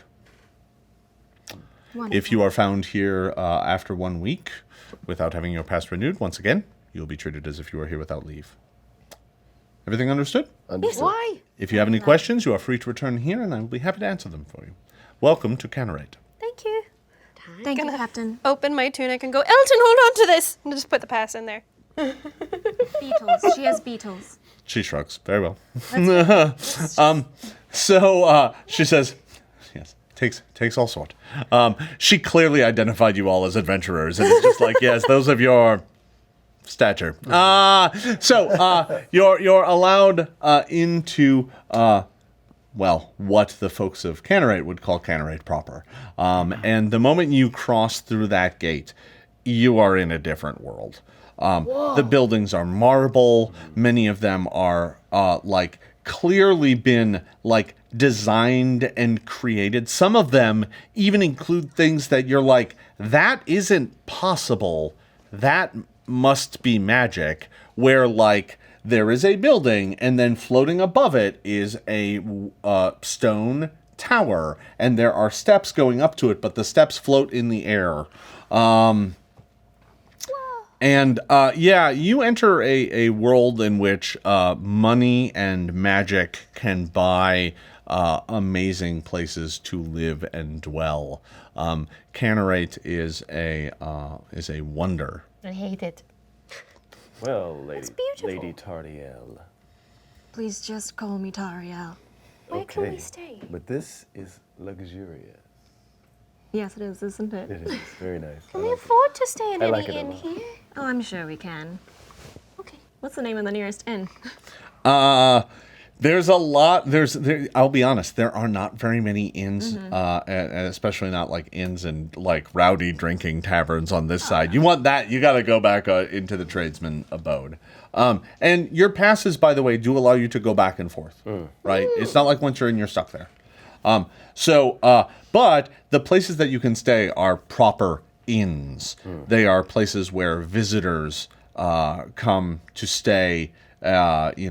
And treat with the nobles and the local government officials, because this is the capital of Molthune, which styles itself its own small empire. You go casting about, and eventually you find a place called the Platinum Whisper. Oh, okay. Sounds fancy. Platinum Whisper. It is And so... do I know how much a room would cost here? It's not going to be cheap. We can try. Well, if they have... I mean, mind you, a room in a common inn is going to cost you, a few silver a night. A room here might cost you several gold a night, and that's for the cheap room. The expensive rooms are going to be significantly more than that. Cheap. Yeah. You want to stay in a cheap room? The cheap room is going to be nicer than anything we've ever stayed in ever. Oh, true. here, And cheap we room all here. have definitely, we have no problem all sleeping in the same room with each other. And we have some. Oh, you excess know gold. that's not okay here. Why? The rent one room and pile 8 people in it. This might isn't have to this do- isn't a frat house. They won't allow that. We might have Really? Yes. 2 rooms would probably be fine. They'd allow that, but they're not going to allow all 5 of you to sleep in one room that's supposed to sleep 2. Perhaps we It was can just a thought. order a I don't cot like or, this- you know, I something. don't like this city. It's Another bed? Or We have a lot of rules. Roll a away. lot of roll away? No. No. No, there's no they roll don't away. have. I know you don't like being around all the floaty bits, but It's not it is not that I just don't like cities in general, and this one is the most city I've been in a very long time. It is a bit excessive. No offense. that's Oh, true. no, I'm aware. I know. But I imagine we'll be quite Comfortable? safer on this mean, side I of the am- wall. I am very positive hopefully. that it is hope. safe as a bug in a rug, but I still would prefer to sleep under the stars and Well, not this month. How about this? Let's you. They probably have a room that allows you to Yeah. do that. It's just really expensive. Let's get you a robe and some slippers, and you'll be okay. let's just get Get a room, with please. a balcony. I'm sure you could sleep out on the balcony. May we just go? I'm very tired. And Yes. All right. Let's give ourselves some sleep. So I'll just waltz into the lobby. You're able to waltz inside. The concierge comes to help you immediately with your crates. Visiting merchants. Of course. Here, we'll take these for you. And they get whisked away by halfling servants who come out and gladly take it in back. Whoa. And- We'll handle our own luggage, please. Oh no, don't worry. Oh, about don't worry. We'll be storing it. It'll be perfectly safe. Take it We up pray. to our We swear. room, Yes. please. Don't worry. Oh, if you'd like it in your room, very good. love it in our They'll room. take it up to your room. And this place you go in and it has a marble floor and you are greeted by your own manservant at the front door who's like, welcome to the Platinum Whisperer. You'll be staying with us. And you notice everyone kind of talks really softly. And they're like, yes, welcome. Welcome. Hello. And we'll be taking you up to your room. Will it be 2 rooms this evening for the group of you or 5? 2 rooms. 2? Very good. All right. And they basically take care of you, and they take you up to your rooms, which have giant feather-stuffed mattresses. You have balconies overlooking the city. By the time you arrive up there, they've drawn baths for all of you. That are nice, piping hot, and you see rose petals floating in them. They have laid out on all of them. They have laid out at the foot of each one a delicate selection of foreign cheeses and wines, and they have given you a posh treatment, but it does cost for each room. You're gonna spend almost 20 gold a night staying here That's a cheap room. for this service. Yeah. Whoa! We can stay here for the night and then maybe move to something cheaper later. But I guess we have earned at least one night of luxury, and we can just take it out of the party fund. I want to take a bath. Oh yes, you can take a delightful bath. They fetch you all a splendid meal. You stay literally in the lap of luxury this evening. Well. And You just see Liz in their bath, like water up to here, just kind of like just eyes darting suspiciously around, like trying very hard not to admit that this is actually kind of nice because there's cheese and wine and a bath. yeah, they treat you like royalty because you're staying in a place that costs more than starting characters get per night. So, Nicholas is in a robe on the bed. Oh just yeah, you and me both. Popping stuff back. so Cashew cheese and Whipping around the tassels. the evening passes all too quickly for many of you. It is such pampered luxury that most of you, after your baths and your bit of refined, yes, Andoran cheeses and I sent a few things back because oh yes, they have this cheese from Next that actually floats above the plate. Oh. No, it's delightful, and it's very good, very sharp, and so your evening passes by in a flash. So the next morning, you find that your clothes have all been laundered and cleaned. even my armor. They didn't do a full armor polish. That's an extra service. But like clothes have been cleaned and laundered. And if they had any tears or anything, those were mended. Small. If they had huge rips, they didn't do anything with that. But if they had small things, those were mended. It smells so good. And all return to you, and you're able to kind of get up and get ready for the day. Well, I slept wonderfully. How did you sleep? Best night in years. I brought out a couple of pillows onto the patio to sleep, and I feel like I was sleeping on a cloud all night. It was amazing. Those were the most comfortable pillows you've ever laid on. Yeah. Wow. So, you're all able to gather up your stuff. What's the plan? I think that we need to ascertain whether or not this is an honest gallery or if they are in on the con. And if they are not, we need to bring them into the know as soon as possible so that we can trap ourselves a halfling. I was wondering if we should have brought the paintings to the bring, captain. Oh, the paintings in the We've room. got 'em here. We'll make sure. Yeah, they were brought up to the room. Okay. Yeah. There was no funny business. We can leave them here. Of course not. What kind of inn do you take this for? What is this? The Gar's last meal? No. All right. So you're able to get yourselves ready, and you make your way to the Thistlebrush Gallery. We can leave our possessions either here in the room or entrust them to the baggage.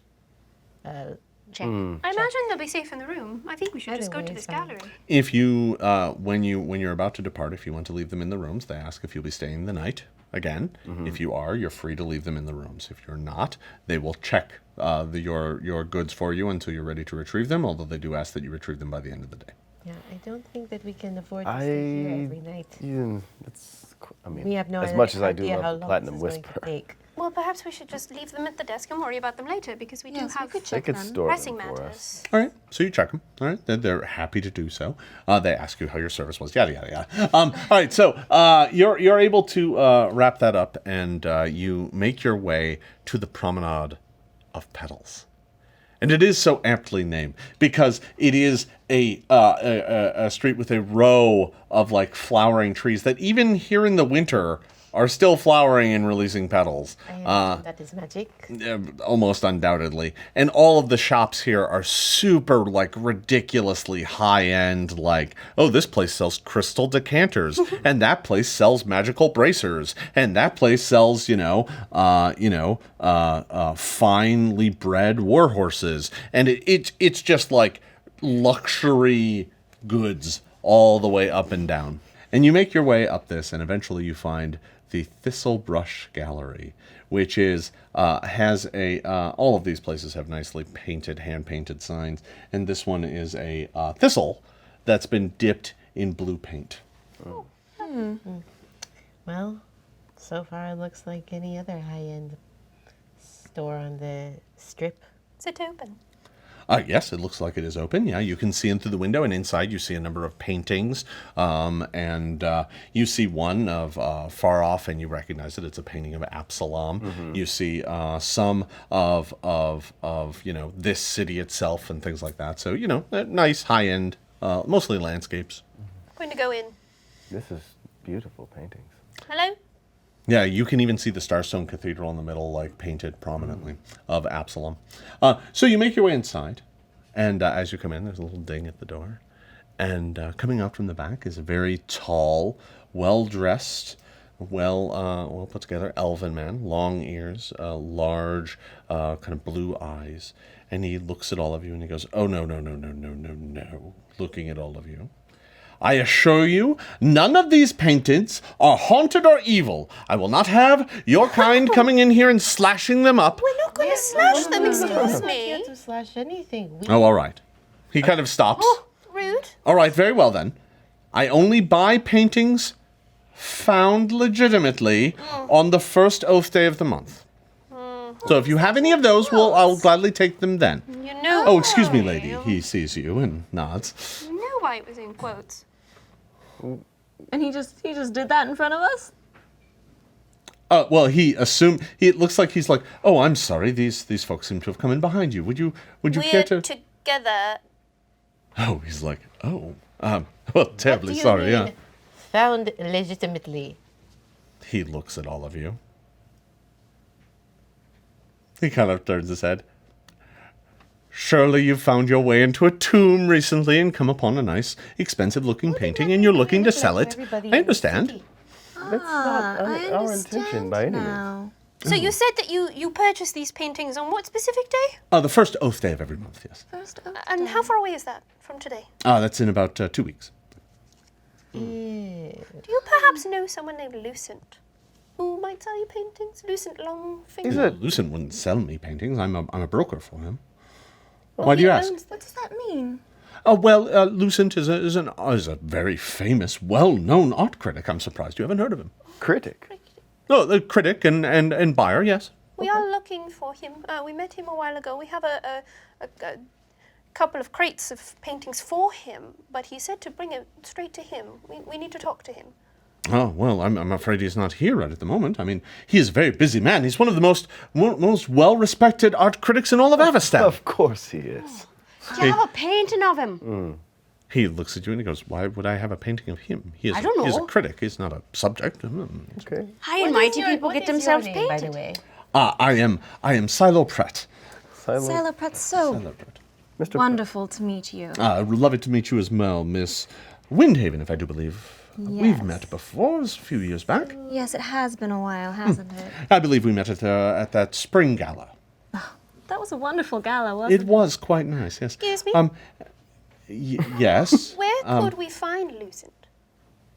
Where does he okay. tend to like to stay when he is? I'm afraid I'm not his keeper. I do not hold his hand or lead him from place to place. Oh, I just didn't know if he had given you an update as to when he'd be here and where his next gallery is that he's checking out. We have some very So, important Avir, as you're having this discussion, you notice there is one kind of elderly noble woman in the gallery, and she's kind of in the back just shopping right now. Just so you know, and he as a result, he's kind of talking to you in hushed tones, and he's like, "Listen, I'm afraid I just don't know where Lucent is. I only help broker his paintings in and out of town.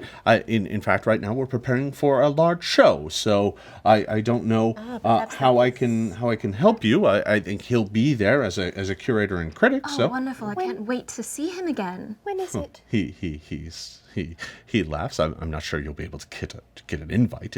It's in 2 days, and well, the tickets are all You sold. do know that I'm this is sorry. Lady Windhaven. He shrugs and he's like, "Yes, I'm sure that you are, Lady Windhaven. I'm sure you're quite important, but tickets for this are simply sold out.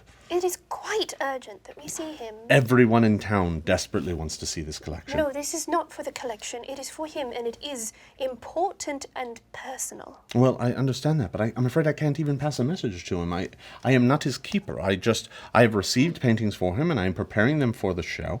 And this collection, and he points over to a painted banner that's over on the wall, and it says "The Lastwall Collection." I'm going to be And at the sick. bottom, it says "Paintings and Sculptures from a Dead Kingdom." I'm going to be sick and I'm going to smack something. I want to set it all on fire. Oh, maybe we should take a step outside. tell you for what. a moment. What if we could provide you with a few pieces in exchange for some information Or some tickets. or some tickets? He looks at you and he says, "I'm terribly sorry, but that's just not how this operates. The tickets are all sold. I don't have any to give you. The number was set." Your mother might have tickets to this show. Let's all step outside, shall we? Thank you so Yes. much for all of your help, and I can't wait to see you at the gala. He looks at you.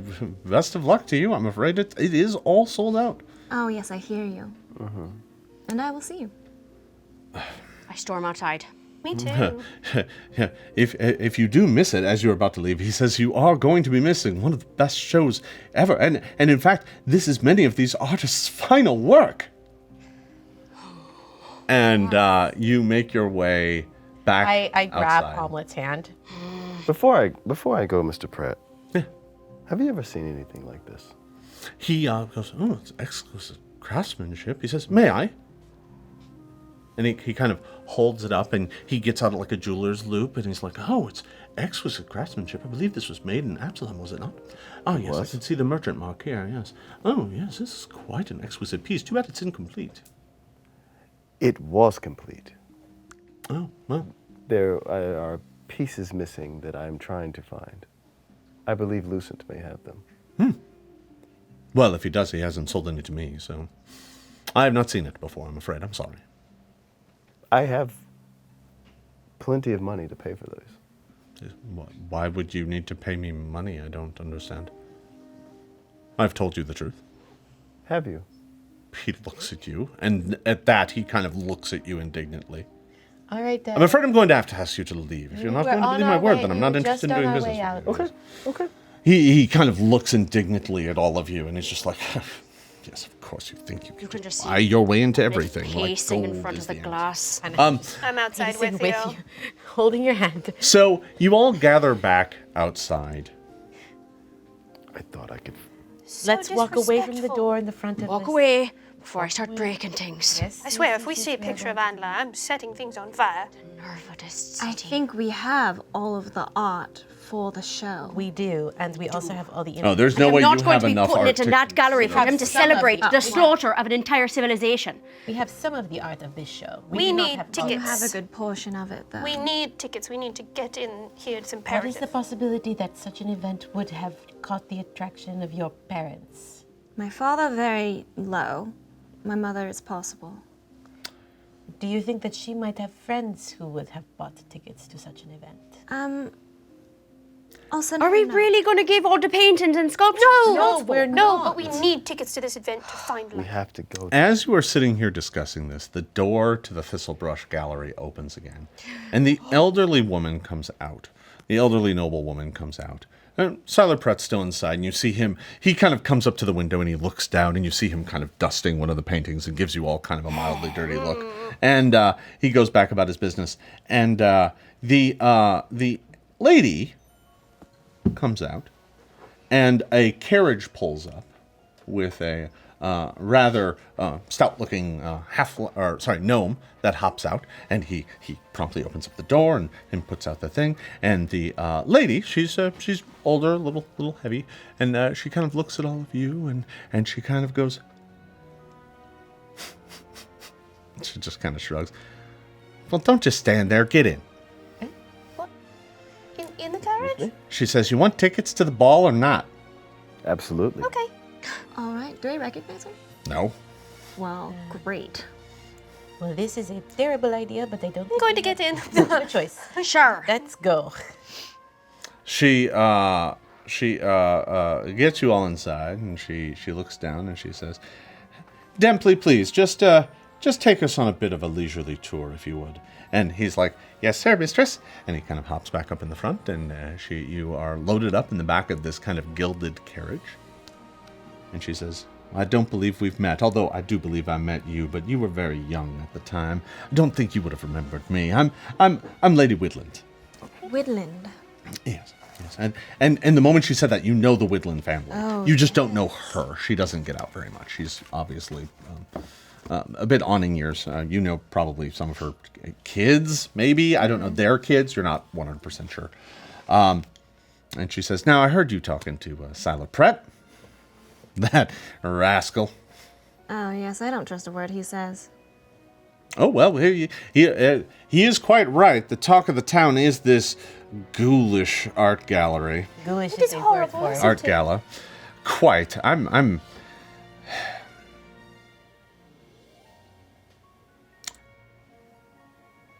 She says, she kind of pauses and she kind of gets out a bit of a kerchief and she kind of. Yeah, it's very. Listen, I heard you talking about how you want to get in that gallery, and well, I happen to have a pair of tickets, which would get all of you in, just because you're allowed to have guests. That would be most excellent, but are you not? No, I thought I could go, but I don't think I could stomach it. I'm Do gonna put you- my hand on her forearm and just say, I understand. We were all there when it fell. People, You can go, but you have to do something for me. of course. My son died in that wretched day. He was a painter and a kind soul, I'm so sorry. and I want his painting back. And that is where we will end today's session.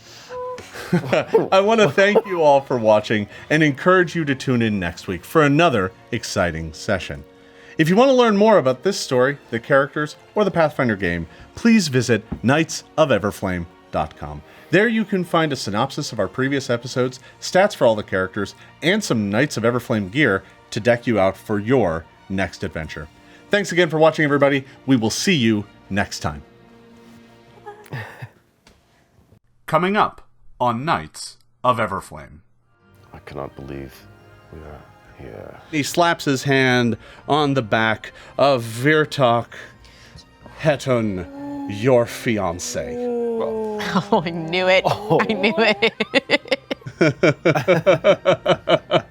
You see a tall, imposing man dressed all in white, and on his arm is a woman you haven't seen in years. Oh, no. I crack the door open just a little bit to catch a quick peek. Whatever you do, don't hit them in the face. If it ends up coming to that. May I present to you, Lucent Longfinger, and up walks Lucky. You kind of have to very aggressively tug her away from staring down those guards. There, in a small chamber, is one single piece of art. This is a maze of horrors, is what it is. Benevolence.